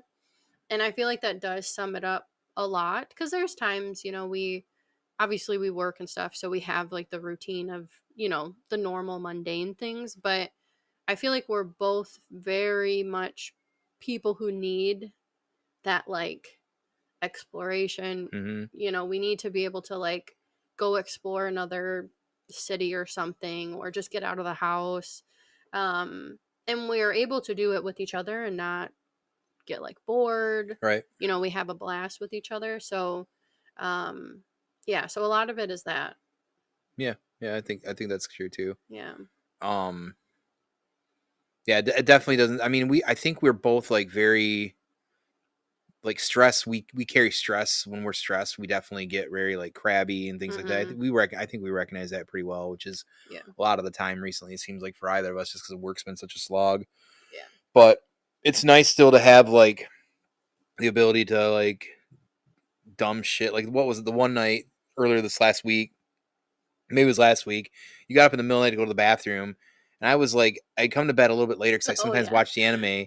And you'd fell asleep earlier, and I was laying there, and like you got up and went to the bathroom. I was still on my phone. I just kind of like laid my phone down next to me. Yeah, so I come back into the close bedroom. my eyes because hold I'm. on. Oh Let me tell the story. Stupid. Let me tell it. So I get up to go to the bathroom. It's probably like 12:30 maybe. Yeah, it's not that late. He's on his phone. I can see like the light from his phone. So I'm like, okay, I'm going pee, half asleep. And then I come back in the room, and he's literally just laying like with the phone next to you. Yeah. And I lay in bed and I'm like, why are you pretending to be asleep?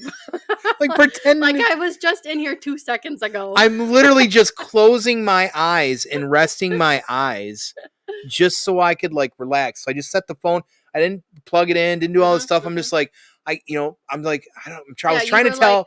Like, I was trying to tell if I was tired. I was resting my eyes, and I was like, I was resting my eyes. So you were and you're like, where are you going to fake sleeping? I'm like, what the fuck would I fake sleeping?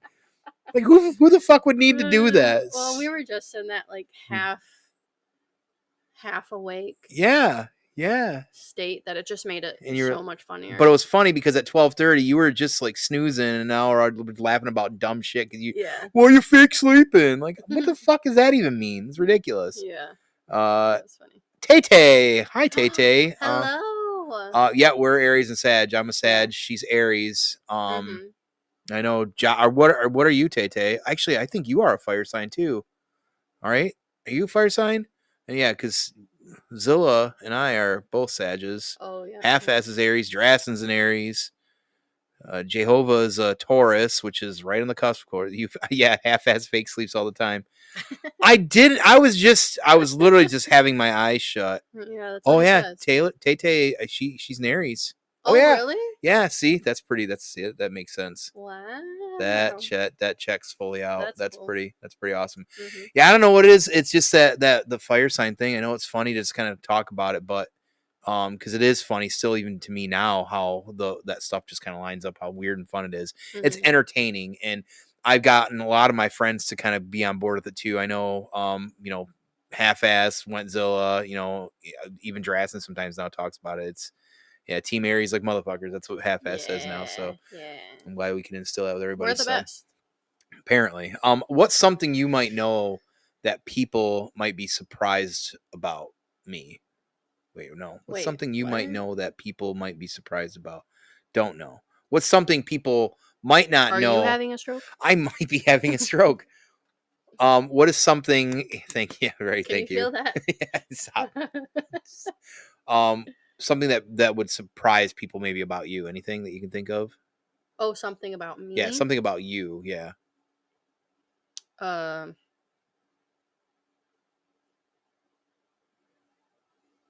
uh, I don't know. No, you don't have anything. I don't know. I mean, you kind of talked about a lot of stuff in this, Sure, I guess I like kind of how I did. enjoy painting. Yeah. Yeah. My twin. That's usually what I use as my like icebreaker. Tell us one unique thing about you. I'm like, I'm a twin. That's my go-to for everything. It's not like you're even identical. That's lame. You gotta come up with something better. Listen, I don't say the fraternal thing. I just say I Oh. got a twin. Oh, okay. Okay. Fair Yeah. enough. Fair enough. What is something that surprised you about me? Like something that you learned about me, or like, oh, I did not expect Mm. that, or didn't see that coming. I so there's two things that I think of. Okay. One is um how like creative you are. Uh. Specifically though when it comes to art because you are very into like drawing, Mm, um things like that which I didn't know. mm. And I still have like the island boy. Yeah, the little doodle I did at Yeah, work I that one still have time. it Yeah. upstairs. So you're very good at it. Mm, So that was something that surprised me. And then also your involvement in music, like your lyric writing and mm, even like the poems that you have and stuff like mm, that. I would say those two things because yeah. being creative and having outlets for those things is very important to me Mm, because of having my own things. So to have a partner that also has creative outlets, has those hobbies, mm. they just they're they're something that Yeah. I like to see. And I don't draw that much these days. Honestly, I don't even really talk about it. So it is something I Yeah. feel like not a lot of people know. Mhm. Writing's definitely way more important to me, probably than that. Though I Mhm. wish I'd have kept with the drawing. I mean, I've worked with Wentzilla in the past, writing stuff or Mhm. coming up with content and stuff and story stuff for his. I like so I love that stuff. I love being a creative writing. Yeah. Apparently I bite my toenails. That's that is a secret, Wentzilla. Thanks. Ew. Yeah. Disgusting. But yeah, writing definitely like my small stint being in a band, the lyric part was all on me. Mhm. Yeah, I grew up writing a lot of fucking poetry. I don't often, but I do enjoy doing that sort of thing. I like the structure sometimes of them. And not even just the rhyming. The rhyming stuff's easy stuff in my opinion, like doing the rhyme stuff, but it's like the structure of telling a story from a Yeah. perspective, but also being kind of like I don't want to say like I guess not obvious in how your poem like Mhm. I don't like That's what I was obvious gonna poetry. say. Yeah, I like the creativeness of trying of like describing and being something but not being so like blunt about it, I guess. Yeah, like there's the deeper. Hmm. It's not like surface level. Like this Right. is what it is. Yeah. There's the Yeah. deeper meaning to it. Yeah. Yeah. Yeah. I wish I'd have stuck with it. Creative writing and writing in general. I had an amazing English teacher in high school. And at the time I never Mm. really realized it until all these years later. Even years ago, I started realizing like, man, she was a really good teacher. She really tapped into like some of my creativeness that I never knew I had even back then. And I was kind of creative. So Mhm. definitely wish I'd have stuck with that. So okay, that's cool. That's fair, I guess. I thought of something that might Hmm. not have a lot of people know about me. Yeah. Um, I would say is probably like my like OCD tendencies. Yeah. Um, like specifically probably like the thought side of it. more so than anything. Because I think I've told you before about some of the things that I've done, but like the biggest one is, and it's still something that I do to this day, but I've done it like since I was a child, like as far as I can remember. And it's gonna be hard to explain, but like in my head, when I say a sentence or something, or someone else says a sentence, the letters of the sentence go into this grid, and it's like there's like these little cells. So like, I don't know, say a sentence, short sentence, please. The flower's growing nice. Okay. So like there's these cells and there's a long row. I don't know how let me see your sticky note just so I can like show you. Thank you. The camera is, I think, too far away, so I can't show the camera. No, this is going to get a little potentially crazy, everybody. Yeah, so I'm sorry. Look out for sure. Also, I'm left-handed. I feel like a lot of people don't know that. But hey, what up, Panic? Good to see you, buddy. How you doing, bud? hello, Panic. Miss you, buddy. Miss you.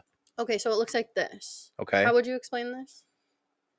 I don't know if you guys can see this. They can't, but it's like a grid. Well, maybe they can. I don't know. So it's basically a line with lines across it. So yeah. So like, so you said what? The flowers are. The flower nice? is growing nice. Okay. So like, I put each letter into a cell. Do you see what I'm doing? Like that? Yeah. And then the goal. What are you, Bobby Fischer? Like, why do you do? This is hard to explain. I don't know who Bobby Fischer is. Yeah, I guess never mind.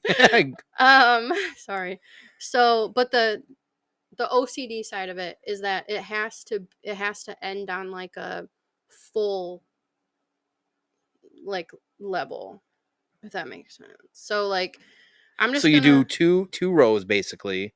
Is that what this is? 2 columns. 2 columns. Basically 2 endless columns. rows. So it's so you're doing like a T and H and E, F L O W E R S. Why are you doing this? But if it doesn't, so say for example, like say the word flowers is the last word, yeah, and the S ends on the left, yeah, instead of finishing the yeah. row, I got to redo the whole entire thing, and then I can add spaces between the words. What the fuck are you doing? Is this so then if I add spaces between the words, when are you doing this?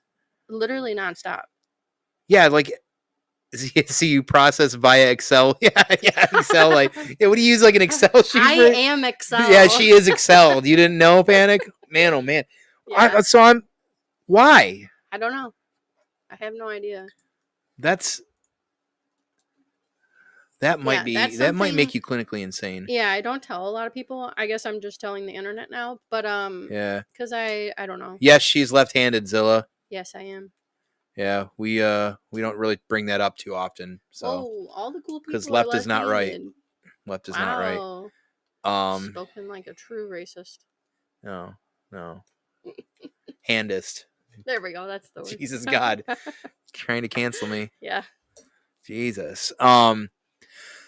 So, what is something that I've exposed you to that you do like whether that is anything, any hobby, any movie? Yeah, I definitely have exposed myself to you at some point. So just anything in general. We don't trust that left hand. Yeah, we definitely don't trust left-handed people. Whoa, Zilla. Who said that? Zilla did. Did Taylor say she's left-handed too? Yeah, that's weird. Wow. Draston's left-handed. All you Aries are left-handed. When is her birthday? When is your birthday, Tay-Tay? Yeah, I'm What curious. day is it? I wonder if it's close to mine. This is pretty wild that you guys are all stacked like this too. What did you ask? What is something that I exposed you to that you've really enjoyed? Whether that's movies, books, video games, what? Nothing. Do you know? Nothing? Shut the fuck up. No. She's March 27th. Oh, so she's on the March side. Oh, you're a March Aries. Interesting. March sign. I'm the 16th of April. 16th of April. Yeah, Aries. Yeah. So Tay-Tay like to party. Very cool, very cool. I am Jehovah's a left-handed, Aries, Taurus. Erica's a right-handed Sagittarius. See, yeah, that's so fucking wild. A lot of couples that are Aries and Sagittarius, or I guess even the Taurus, but the Tauruses that are close to that Aries, man. I always vibe with, Yeah, especially if it's There's on a that handful of cusp. people. Mm-hmm. Yeah, this is see we're breaking some stuff. We're breaking down norms out here, people. Yeah. We're connecting left and rights and zodiacs to everybody. That's pretty nice. I'm only left-handed when I get bored. Panic when I get bored at night. He's only left-handed. That's that stranger. I was just gonna say that. That's that stranger you're doing. Yeah, but what have I like shown you or something that you've enjoyed and got into, or that maybe you didn't think you would or whatever, and you're like, oh man, this is awesome. That's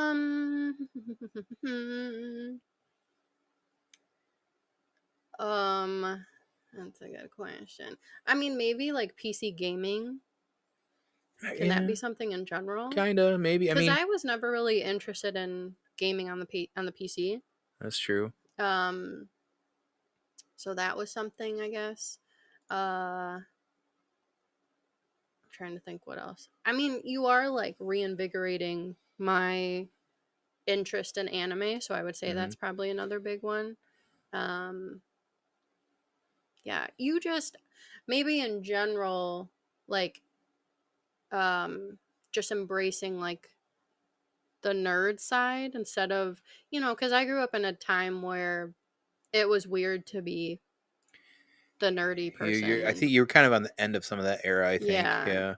So it was something that I never like fully felt comfortable to explore and like show to a lot of people.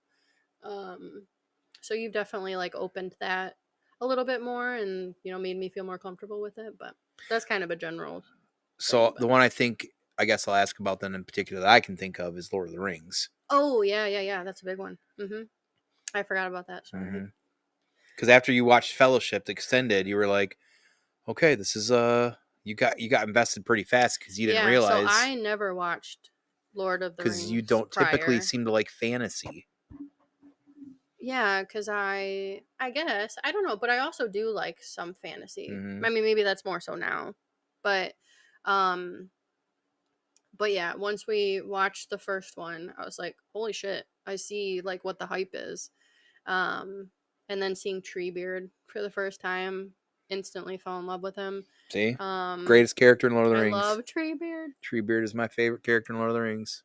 But yeah, that is one I forgot. Yeah. So yeah, because every year for my birthday, if you don't know, that weekend of my birthday, the new tradition is now going into the third year here in December, is that we spend the entire weekend watching the Lord of the Rings extended edition, not the Hobbit, just the regular Lord of the Rings trilogy, because that's a lot to go through. We start Friday night, work through Saturday, and then usually end up finishing on Sunday because again, it's a lot. Yeah. To just kind of sit there and watch them. So, but yeah, because it's a nice little tradition. It is. I do appreciate it. And we've only seen the first Hobbit. Well, I should say I've only seen the first one. Yeah. We haven't. It was the last one. We saw the first two of the Hobbit. We haven't seen. We haven't finished the. I don't know. I think I prefer Lord of the Rings. A lot of people do. I get it. Yeah. I still enjoy the Hobbit movies too, but I know I get it. It's definitely a big thing out there with fans, and there's a lot of hardcore fans that don't like Peter Jackson's Lord of the Rings either. So. It is what it is. Britt loves that you expose her to Mooney's ice cream. That's a fact. Oh yeah, Mooney's. That wasn't too difficult to get her to be a big fan of. Wenzilla says, Tona's made me comfortable with the amount of banana pudding that I can eat. Absolutely, because when you're at Chen's, that is the quest. That is that is the final boss. You work your way to the final boss. Everything in between is questing for the final boss, the banana cream pudding. So that's a good call out there, Zilla, for sure. Who Jehovah says, who is your favorite member of the Fellowship and why? So the Fellowship specifically that takes off from Rivendell. So who does that include? So also, I'm not great with names. So that would be the four hobbits, of course. So you got hobbits? Frodo, Sam, Pippin, Merry. Then you got Aragorn, Legolas. Then you've got dwarf. Shoot, what's his name? I know. God, why? Jesus, where's my brain? But then you got Boromir as well, Gandalf. Which one's Boromir? Boromir is Sean Bean, who dies and everything. Okay, yeah. He's the man for the humans. God, Gimli? Excuse Jesus. Okay. It took me a second. Gimli, of course. I can picture him, but Gimli. So out of those people. He said Fellowship. Out of the Fellowship. Who's your favorite member? This is hard. It's a very specific question. It is. Yeah, it took me a minute on that Gimli. I don't know why. I do like Orlando Bloom's character. Yeah. But he's my favorite of the Fellowship, probably. I don't think so for me. Yeah. I like him. Yeah. But I did really like Sean's character. Boromir? What's his name? Yeah. I love his brother. What's his name? Faramir? I love him. Yeah. I know he's not in the group. Right. What we're talking about. That doesn't count. But I love him. Yeah. I would probably say Sam. Okay. Just because he's such like a core. I mean, the story literally can't go on without him. Mm-hmm. Like, he is just as important to the story, if not more, I would say, to Frodo. If Frodo didn't have him, they wouldn't have finished the quest. Literally none of this. It's all because of Sam. Yeah. Mm-hmm. So, and Sam is just such a wholesome, like, empathetic, genuine person.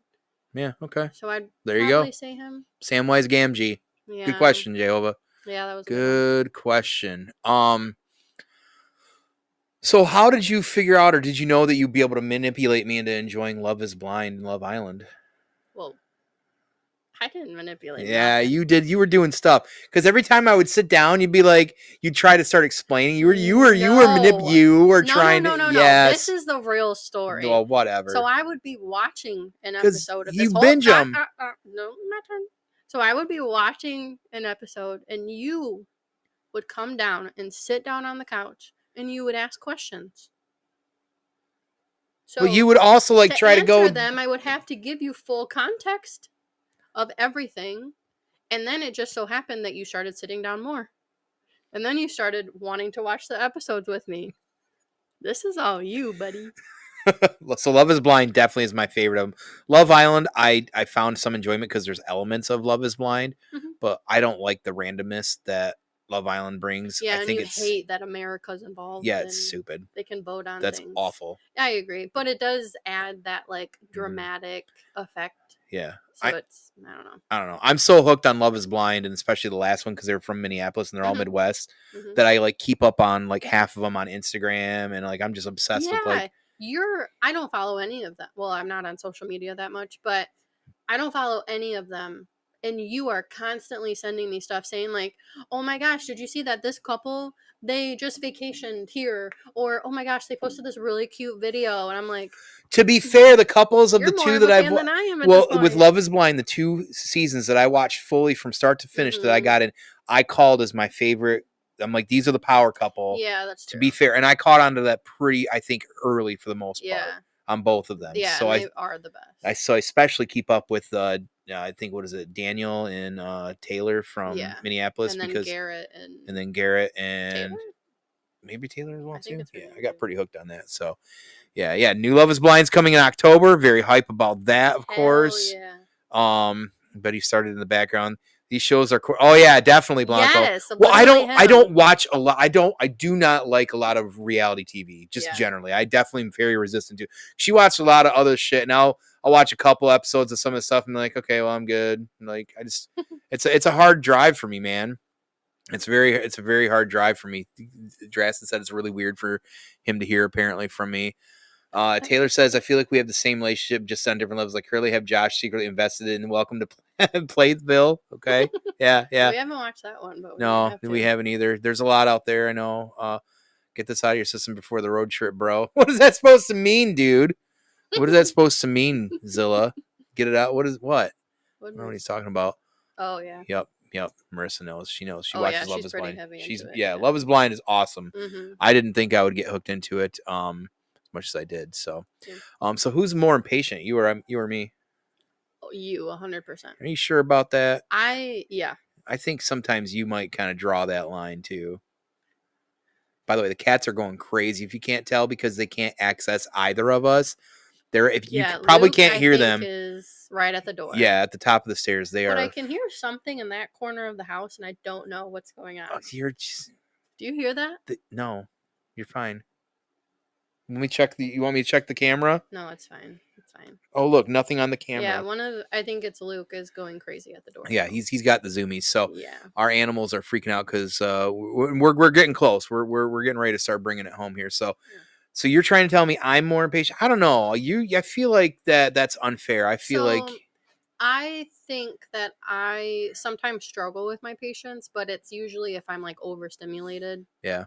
Um, however, with that being said, you you are always at like that point where you're overstimulated. So you're extremely impatient. I'm not. It's not that I'm overstimulated. It's just that, like on a scale of 1 to 10, I always say my Yeah. patience and my anger sits It's at right about always a 6 out. or a 7. Yeah. It just depends Whereas on normal people usually start down like at a 1. correct, but Right. it doesn't take sometimes a lot for me to get to an 11. Yeah, you do have a little bit more of a shorter I have a short fuse. fuse that explodes, and once it goes, and then it just instantly Mhm. starts to like retreat, and like I Yeah. just got to have that moment of like explosion to just kind of like release my anger, my Oh, that's what you're releasing? yes, that's Okay. what I'm releasing. Interesting. Okay. There's no cleanup.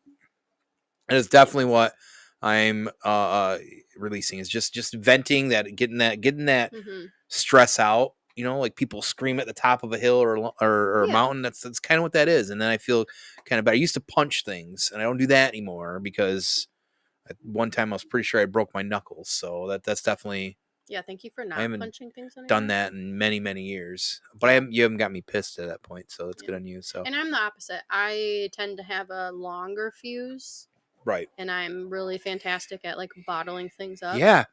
And then How's that work it out? kind of, well, that's why I'm in therapy. There you go. There you go.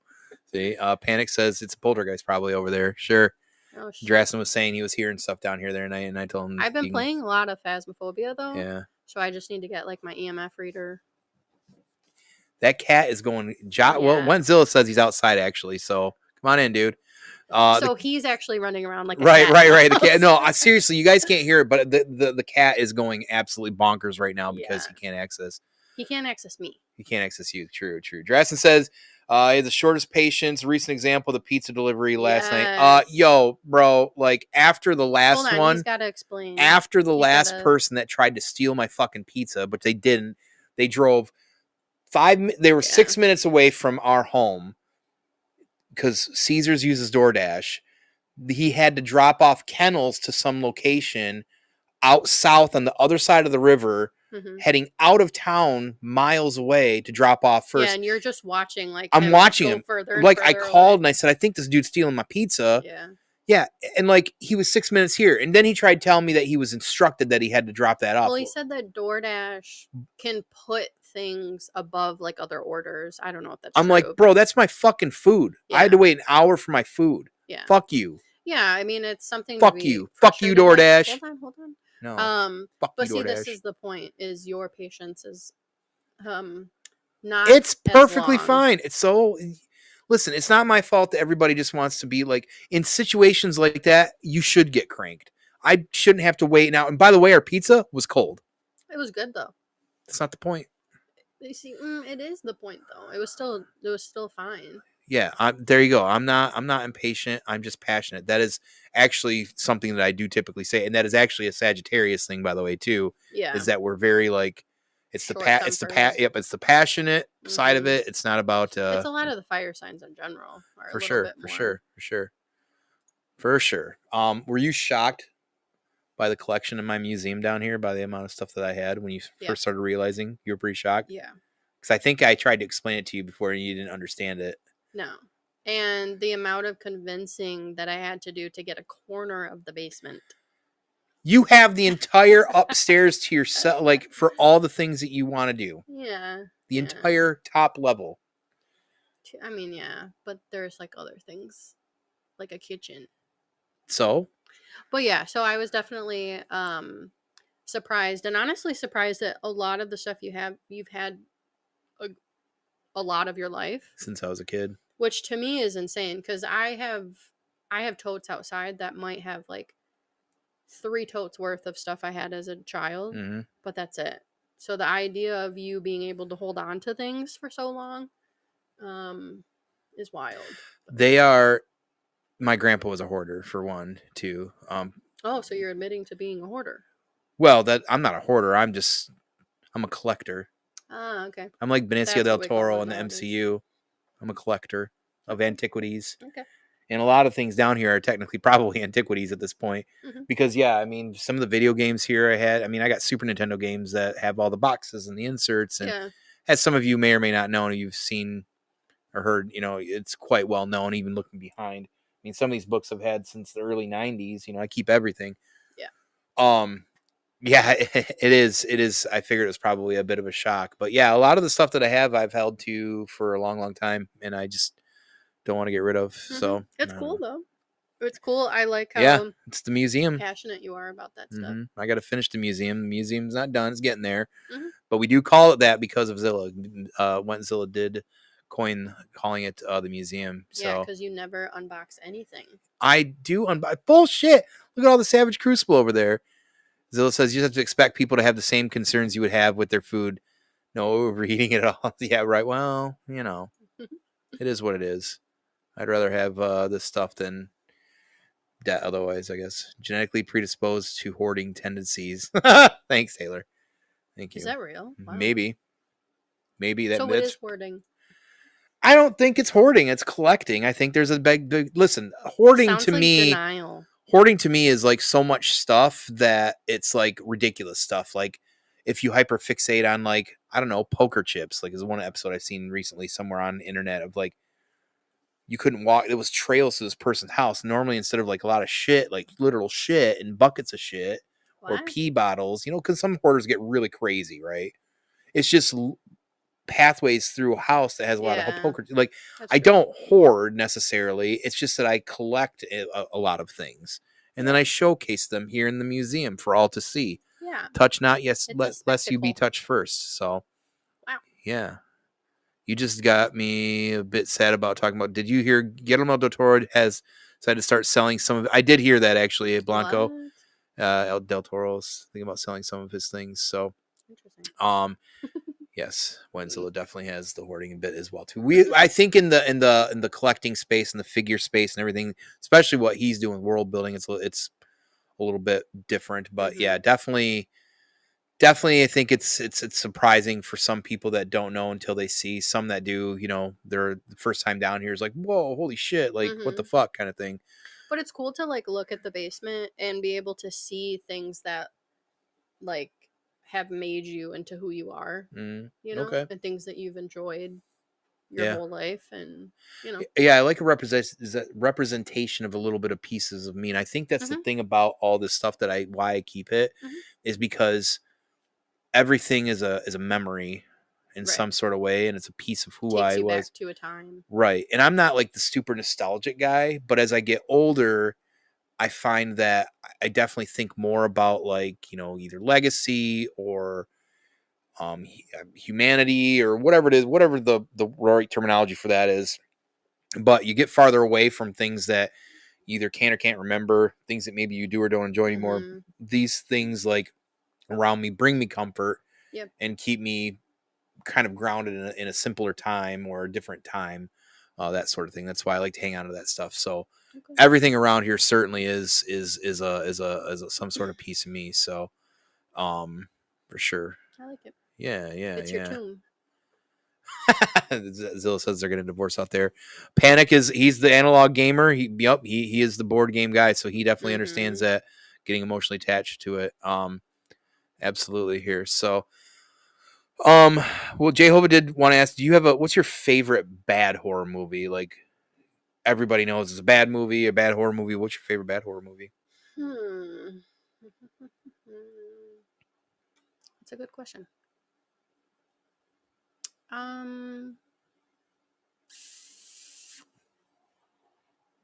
This is gonna be hard.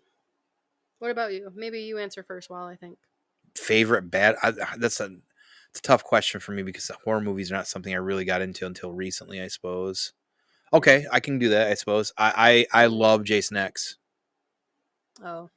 I mean, it's more of a slasher, I guess, but I mean, still horror. right, I'm a big fan of Jason X, and I love it for all ridiculousness that it is. Okay, I think I might have one. You're gonna say Malignant? I hate Malignant. I think it's so stupid. Um, I love M. Night Shyamalan. Okay. Love him. And some people like The Village, some people don't, but I love The Village. Oh. I love it. I think when I first watched it, first of all, the acting in it is incredible, but then having the twist at the end, and I had no idea it was coming. Yeah. I don't know if I wanna think that say, but I think that's what happened with a lot of people. Is a lot of people picked up on it, and people like me and you didn't pick up on where it was I don't know going. how people would have picked up on it. I don't know. I have no Apparently idea. it was. Apparently, I missed that because I was surprised at the end by that revelation too. Yeah. So But yeah, a lot of people don't yeah, like. A lot of people hate on The Village. yeah, I actually like it too. That's Yeah. funny. I Yeah, think it's so good. Yep, it had me. I got on that one. Yeah. And Walking Phoenix in it. Oh, Okay. sorry. I love him. Yeah, we know. So That's a good question. what confuses you about the difference between duck and geese? Nothing confuses me because there is no difference. There's definitely a difference between ducks and geese. No. They're just named different. They're just named different? Yeah. That's not. What's the difference between chickpeas and garbanzo beans? Literally nothing but the name. That's ridiculous. It's not. If you look up what makes a duck, it's going to be the same stuff that makes a goose because they're literally the same. Have you even bothered looking that up yet? I have. No, you haven't. I went on Wikipedia. Yeah. They are not the same thing. That's like saying a cricket and a grasshopper are the same thing. There's similarities. They're barely in the same tree. I haven't done research on them, so I can't talk on that. This is fucking ridiculous. They are the same. Geese are definitely creatures from hell. And so ducks. Get another shout out there for Jason X too. Thanks, Brian. Yeah, geese definitely are much more mean. That is a. I have been bit by a goose before. That is a fact. That is a fact. They are not the same though. They're not the same. Another thing we will agree to disagree on. Right. Okay. All right. So now it's time to go through the gauntlet. We're gonna kind of swing it home. I know you've been in it for a minute here. Let's see. We're running. We're 2 hours and 14 minutes. I appreciate everybody hanging out. Wow. Being able to chill through this today. Throw some questions out there. It's been a very active chat. Normally, I try to really kind of center the conversation, but you guys have been really good about bringing a lot of good stuff. So, and I figured it might help ease you with your little bit of anxiety. So I appreciate everybody with all you've been able to bring to the chat as well. And if you're watching this in post, definitely jump in on the comments as well if you've got things to kind of follow up or add to it. So, all right. Growing up, what was your favorite toy that you played with? Did you have one? My favorite toy.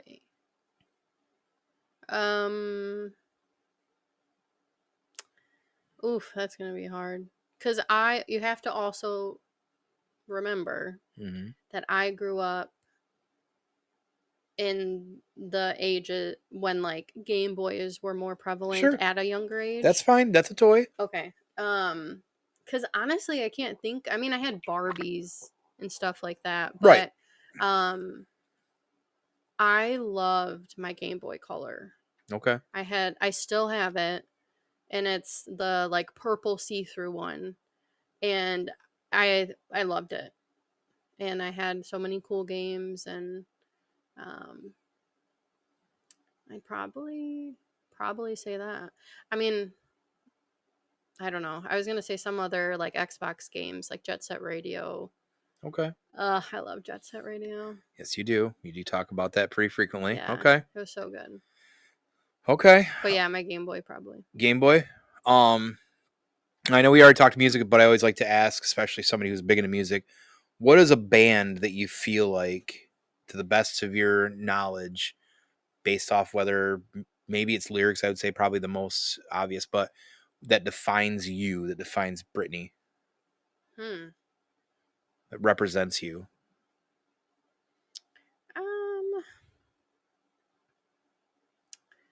I would probably say that's a hard one. A band as a whole that represents me. That you feel like just speaks to you, like gets you on all levels, maybe emotion or whatever. I'd probably say the band Free Throw. Um, I also really love Hot Mulligan. I didn't mention that earlier, but Free Throw is very much like the Midwest emo, um, but just has lyrics that are so incredibly raw, but the music doesn't always make it seem like the music will be like more upbeat or something. So it's kind of like hidden beneath the surface that there's that like maybe more depressing meaning to it. Um, but Free Throw, they have fantastic songs about even stuff like the existential stuff that I struggle with. They have a lot of songs that are centered around that. Um, but also, you know, obviously some happier songs too. Sure. But just like moving through life, different stages of life, kind of grief, things that you go Yeah. through. Free Throw has a song for like every Okay. phase of that. So I'd probably say Free Throw. Okay. That's a good answer. Yeah. What's your most favorite book you've read? Do you have a favorite? I feel like that's a tough question. It's like asking people what's your favorite movie. I mean, you don't have as many books as I do, but like, what do you feel like is your favorite book maybe you've read? I'm going to count the books at some point because I'm pretty sure I have more than you. No. Go on. Oh my gosh. You drive me nuts. Mm-hmm. My favorite book though. What if I don't have one? Name 2 or 3. Oh dear Lord. So the first one that pops in my head, and it's one of the first books that got me into reading as much as I do. It was read to me by my mom growing up, and it's Island of the Blue Dolphins. So that book is about a girl that lives on an island with like her tribe. Okay. And I can't remember why, but they have to evacuate the island, and she gets left behind. So the book is primarily focused on her and surviving. She ends up getting rescued. Spoiler, but it's her. It's an old book, so hopefully everyone already knows right, that. right. But Sorry. but it just goes through like her journey and having to rely on herself, and so it's a lot of like themes of like independence and courage and perseverance and all that stuff. Yeah, so that book definitely was a big one for me. And then um I've always really been into like Stephen King. My mom was Yeah. really into Stephen King. um so I love a lot of his books, like Dr. Sleep is one that I love of his. The Institute is a newer one that he has that I really love, that they made into a show. Yeah, they did, didn't they? It's about like kids that have powers and they're taken to this institute, Yeah. and I can't. That's a newer book, right? That probably was It is. It's capturing a that little bit newer. capturing that like that current run of like movies for the last 15 years that have been in the comic booky kind of thing. Yeah. Yep. So that one's good. Um, I would say I do want to mention 2 more. Yeah, go ahead. So there's one called I am a fan of horror in general. This includes books and movies. So one is Imaginary Friend Okay. that I have upstairs, and it's by, I think it's by the same guy who wrote The Perks of Being a Wallflower, which is interesting because this one's more of a horror. But it's about this kid who starts hearing voices, and the voices tell him to build a treehouse before Christmas, and shit just goes crazy. Like it's wild. It's such a good book though. It's written so well. Um, it's very good. Very, very good. Okay. Talks a lot about other themes, like deeper themes and stuff. Sure. But that's probably one of my favorite horror books, though. And then the last one, Yeah. Spaceman That of you Bohemia. just finished. Yeah. So it's the movie Spaceman on Netflix is based on the novel Spaceman of Bohemia. And it's about, for those who don't know, it's about an astronaut that's in space, and he's alone. Obviously, he's an astronaut in space, right? Yeah, they sometimes go together. Makes sense. But yeah. Yeah. Yeah. Either way. Anyways, So he ends up encountering a spider, a huge spider. Um, and they, explore a lot of very deep themes as well: loneliness, grief. Because the Netflix movie of this, Yeah. after realizing you explained it to me, was like not even like the full story. Yeah, because the Netflix movie, so when we first watched the Netflix movie, it might be one of my favorite movies because it hit me so hard. Like, I've talked a little bit about it already, but like dealing with like existential questions and struggling with that, the movie hits on that so hard Yeah. that by the end of it I was sobbing. Mm-hmm. And you experience this relationship that's built between these two lonely beings, and they Mm-hmm. find each other in this like huge universe, multiple universes, because we know that the spider travels and stuff. Mm-hmm. So it's beautiful to see it come together, and then it kind of gets like ripped away, and it just it's so heartbreaking. But yeah, so the movie only explores their time and space, Mm-hmm. really. I mean, there's Which flashbacks, is the but big part of it about the loneliness and them coming together, anyways. yeah, So very, very big yeah, themes there. yeah. But the book explores after he is in space and he loses his friend, the Mm-hmm. spider, and he goes back to Earth, goes through a lot of shit. Mm-hmm. And then he actually starts to deal with his own like trauma from when he grew Yeah. up and all that stuff. So yeah, the book had me bawling. I Yeah. remember you came in one night and I was Well, I walk into sobbing. the bedroom at like midnight and you're crying. I'm like, what the fuck did I do now? Yeah, it But yeah, was. just reading that book. Yeah, and I really want to reread it because there's a lot of. I think I read a part to you because there's a lot of parts in that book that are so profound Mm-hmm. and just so meaningful on, again, that kind of like existential level, Mm-hmm. that it just hit just as hard as like the movie did. So yeah, I Awesome. love that book. Yeah, I was wondering if you're going to say that, actually, that you say that. Yeah. Okay. Taylor did say that she loves that book, and I asked what book. On the Blue Dolphin. Yep. Yes. It's so good. Yep. Have you ever read the Parasite series? The author is Mira Grant. I have the book upstairs. The first one I think I have upstairs. Oh my god, Libby wants. Yep, that's fine. She wants to be part of. There you go. There we go. But yes, I do have, I believe, the first book. I haven't read it yet. But I want to. If Okay. it's good. Well, sounds like that's something I would assume. So I think Tay reads a lot too, if I remember correctly. Mm-hmm. Clearly, I can think you tell. And then Zilla asked if you like pie. Are you a pie fan? Like PIE? Yeah. I guess what else would there be? I don't know. No, not really. Probably. Probably more of a me thing, because you actually like cake, and I don't really like cake. Yeah, I'm selective on my pie. I mean, I like cherry pie. I like cherry anything. Key lime pie. Yeah, if you can find a good key lime. Yeah, but I don't care for pie that much.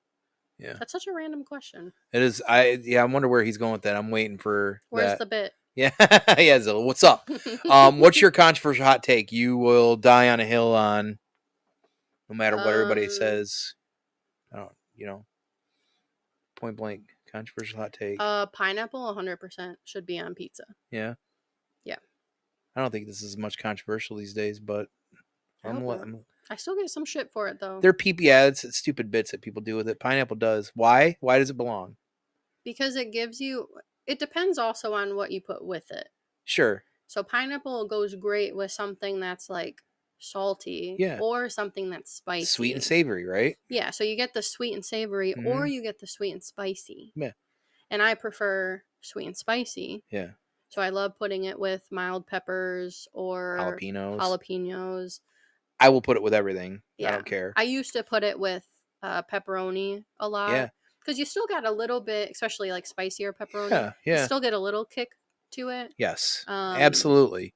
But yeah, I would say that. And then maybe another you and I have had this conversation. I think Andrew Garfield is the better You Spider-Man. motherfucker. I think he's the best Spider-Man. Over Toby and over Tom. Tom, you think he's the best Spider-Man? Yep. That's definitely a controversial hot take. I can't stand Toby. He is the best.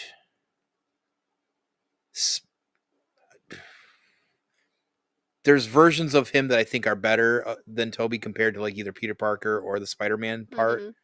I think the Spider-Man part Garfield does really well because he's very talkative and kind of goofy and mouthy. Toby was a great old school Peter Parker. Tom brings in, I think, a lot of all of those things. That's why I think Tom works really well.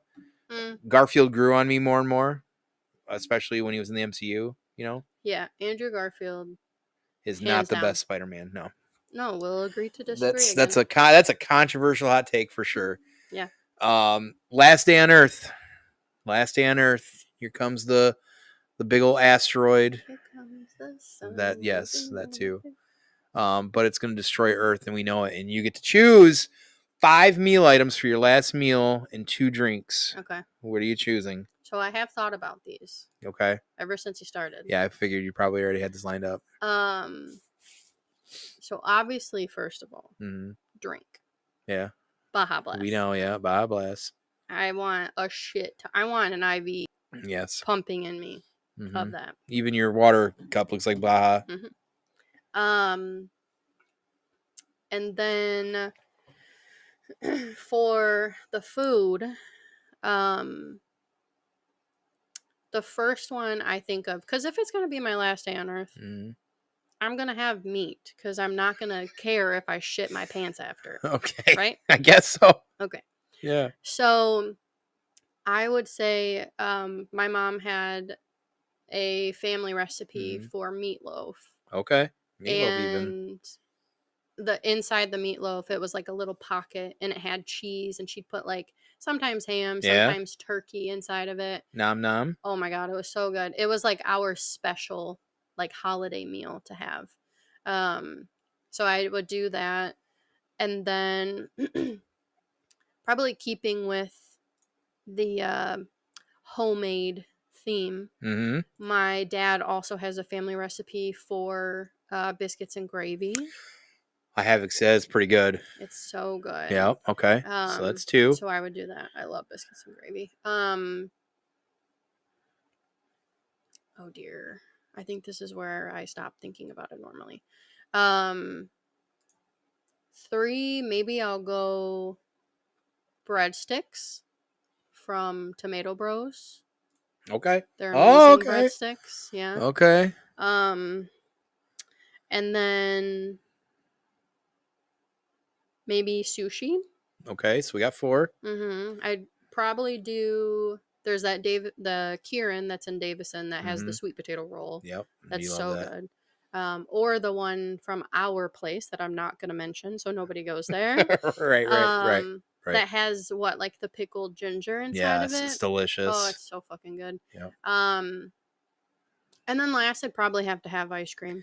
That's what I was waiting to see because Marissa mentioned ice cream out here in the chat, so I assume that was probably. It doesn't even matter what flavor. Okay. Chocolate, preferably. Right, of course. But yeah. But it's got to be ice cream. Yeah, and my other drink, because I guess. Yep, you got one more drink. Hey, I know.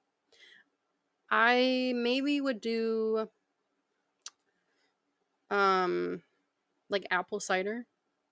Just regular apple cider? Yeah, either hot or cold is fine with me. There's not really other things that, I mean, I'm not into beer, I'm not into alcohol really. Look at her shy away from me. Yeah, she's trying to pet her. Stop fucking touching me, dude. Yep. I don't know what she's doing. So cider, yeah, because you don't drink water. Not really, no. Aside from now. This is my first time in weeks. That's probably real. I'm like the grandma in SpongeBob. That better not be real. Chocolate? You need to be. But it's water. You need to be drinking water. Yeah, I'm not gonna need it if I die. That's enough. That's enough. So we got a couple things out here. Let's see. Zilla says this is why Amazing Spice shot. You guys that. What? Andrew Garfield shit. Does Wenzel like him too? I think he's agreeing. Yeah. Yes. Someone's on my side. Jehovah says Erica agrees with your opinion being wrong. Wait, being wrong? Oh, I'm saying that part. Oh. I'm saying that I was gonna part. say, I thought Erica and I were friends. Mercer says chai latte. That's a good point. Yeah, chai. Oh, that would be another good one. You could replace it. You got a mint if you want, rather than the apple cider. It's really random. I love apple cider though. Oh, I didn't know that. I guess. See, now I learned so something. much. Yeah, I'm gonna stick with apple cider. Okay. Well, there you go. So you went through the gauntlet. You're almost done here. You've almost completed this. You were super nervous to do it. Yeah. Had a lot of friends out in chat to help bring you through it, and you're like you've been able to conquer it because of your high anxieties and fears. So, lastly, though, I just want you to know that I appreciate you being you. Thank you. Yep. You bring a good balance to my chaos, my mental chaos, of course. And my short fuse and everything too, but also my brain. Mostly because you're kind of chaotic too, I think, in some ways. There's times where it's like there's a lot of chaotic energy rolling around here. Yeah, my ADHD can. There's a lot of things. You're sometimes all over the place, and I have to rein you in. But it's a fire sign thing. I think some of that too. I definitely think we make a great team. I think we have a lot of fun. We have a lot of laughs. And it still seems to be a really good basis for what makes us us, which I appreciate. Yep. Always a lot of trolling, I think, on both of it. Yeah, lots of joking. Lots of that, as you can all imagine.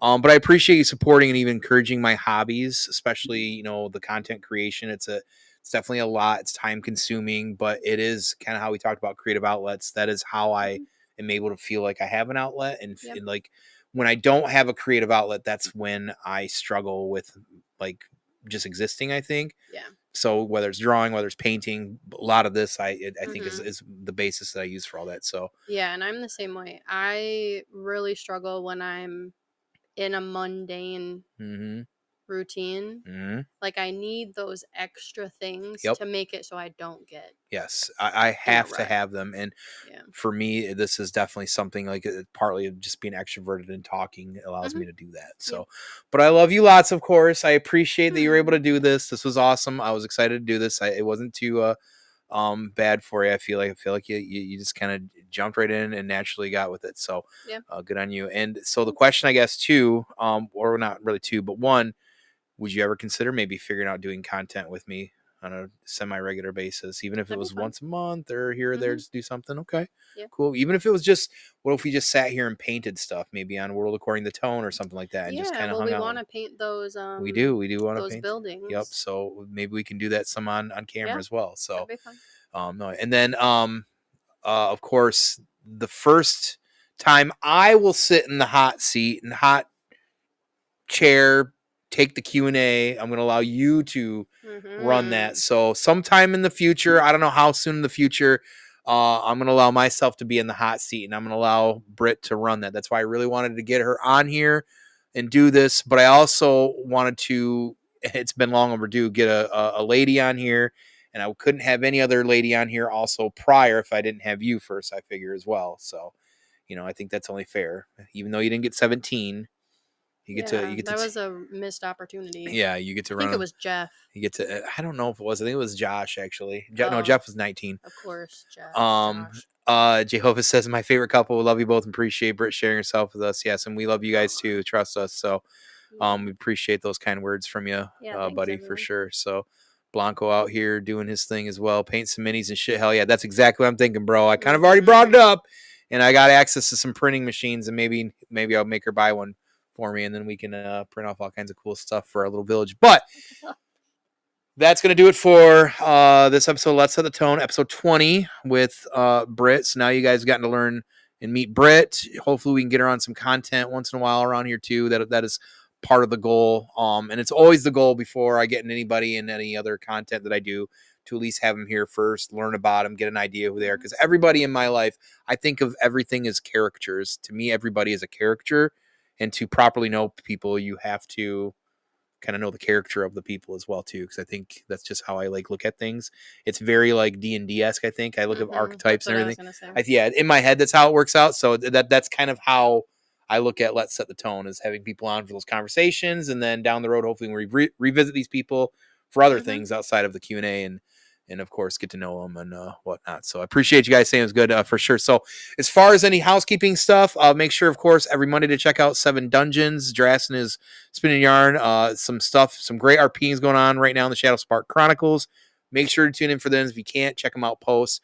if you're just chilling, sitting around, crank it up to 1.5 like I do with YouTube stuff or Spotify or whatever it is, and just roll through it and enjoy the yarn spin. A lot of good stuff going there too. So we definitely need to figure out some D&D as a couple of communities as well between us. But we also started, myself and Seven Dungeons, the two fellas there, of course, Drastin and Jehovah. You can catch us right now monthly on select days. We don't have a day selected quite yet, but we started something called Dungeon Banter, something we're, I think, all very excited about. Medieval fantasy content. Episode 1, we talked about the Dungeons and Dragons Honor Among Thieves. If you haven't watched that yet, it's only a little bit of over an hour. Go check it out. It's pretty awesome. We've got the next one coming up here in September is going to be really exciting because we are going to have 2 members of the Savage Crucible team make these awesome action figures that I am obsessed with because of course, Jehovah. But those members are going to be on the Dungeon Banter episode 2. We're going to dive in, let them promote, what they've got going on, things that they're doing with Savage Crucible. We're going to throw some questions at them. Hopefully get to learn a little bit about some of what makes them tick as well. Awesome action figures. If you're watching any of my content these days, it's been, very collection based, of course, as always, but Savage Crucible heavy right now. Moving forward will be pretty much Savage Crucible for a lot. I mean, literally every week I'm getting a new package from Savage Crucible at this point. So, Yes. So check out Dungeon Banter when you can, of course. It's been a great way for Seven Dungeons and Banter and Babble to kind of mix content, all because of Jehovah's brainchild there, and very well done. So, and then, of course, Half-Ass Beer Review. When you get some times, make sure to check out his content that he's putting out. He should probably have Great Lakes Beer Festival, his review or his content from that. He's been really busy as well, as has we been. Honestly, it's been summer, right? But Great Lakes Beer Festival is done and past. If you've not caught that stream where me and Brent, the Dude 79, were able to live stream that a couple weeks back, check that out. There's some great clips out there. We sit down with Ed, the guy that created it. We got to sit down with Matt from Z93's Morning After. Josh, Half-Ass Beer Josh, sat with us numerous times throughout that. It was a great stream. A lot of fun to be able to do that even in that ridiculous heat. So make sure to check that out as well. And for B&B, typical right now, I'm just trying to pump out as much content as I can, either shorts or action figure stuff. I've been pretty busy. This is really the first Let's Set the Tone I've done, or just any kind of conversational content in a few weeks. A lot of the weekends coming up really busy, so I don't know when I can plan for stuff. I need to plan better throughout the week for things of that nature. I do know we're planning a roundtable for the Alien Earth show coming up here in a few weeks once that's done. We've already been kind of talking behind the scenes about having a roundtable for that. So but hey, I appreciate everybody popping in here, like I said, to be able to meet Britt fully if you didn't know her, or throw some questions out, have some conversations, make her ease through this and make her anxiety a little bit better from it. But no, we appreciate you guys. It's been a pleasure, and hopefully we'll get her involved in more things here real soon too. So I'll let you guys back to your Saturday night. Thank you again so much for hanging out. I really appreciate everybody popping in here. And if you're checking this out afterwards, please, like, share, throw some comments out there, get involved. I really appreciate that. We're trying to grow this YouTube someday, right? So have a good, awesome Saturday, and hopefully I'll be able to see y'all real soon, one way or another. Bye. Bye.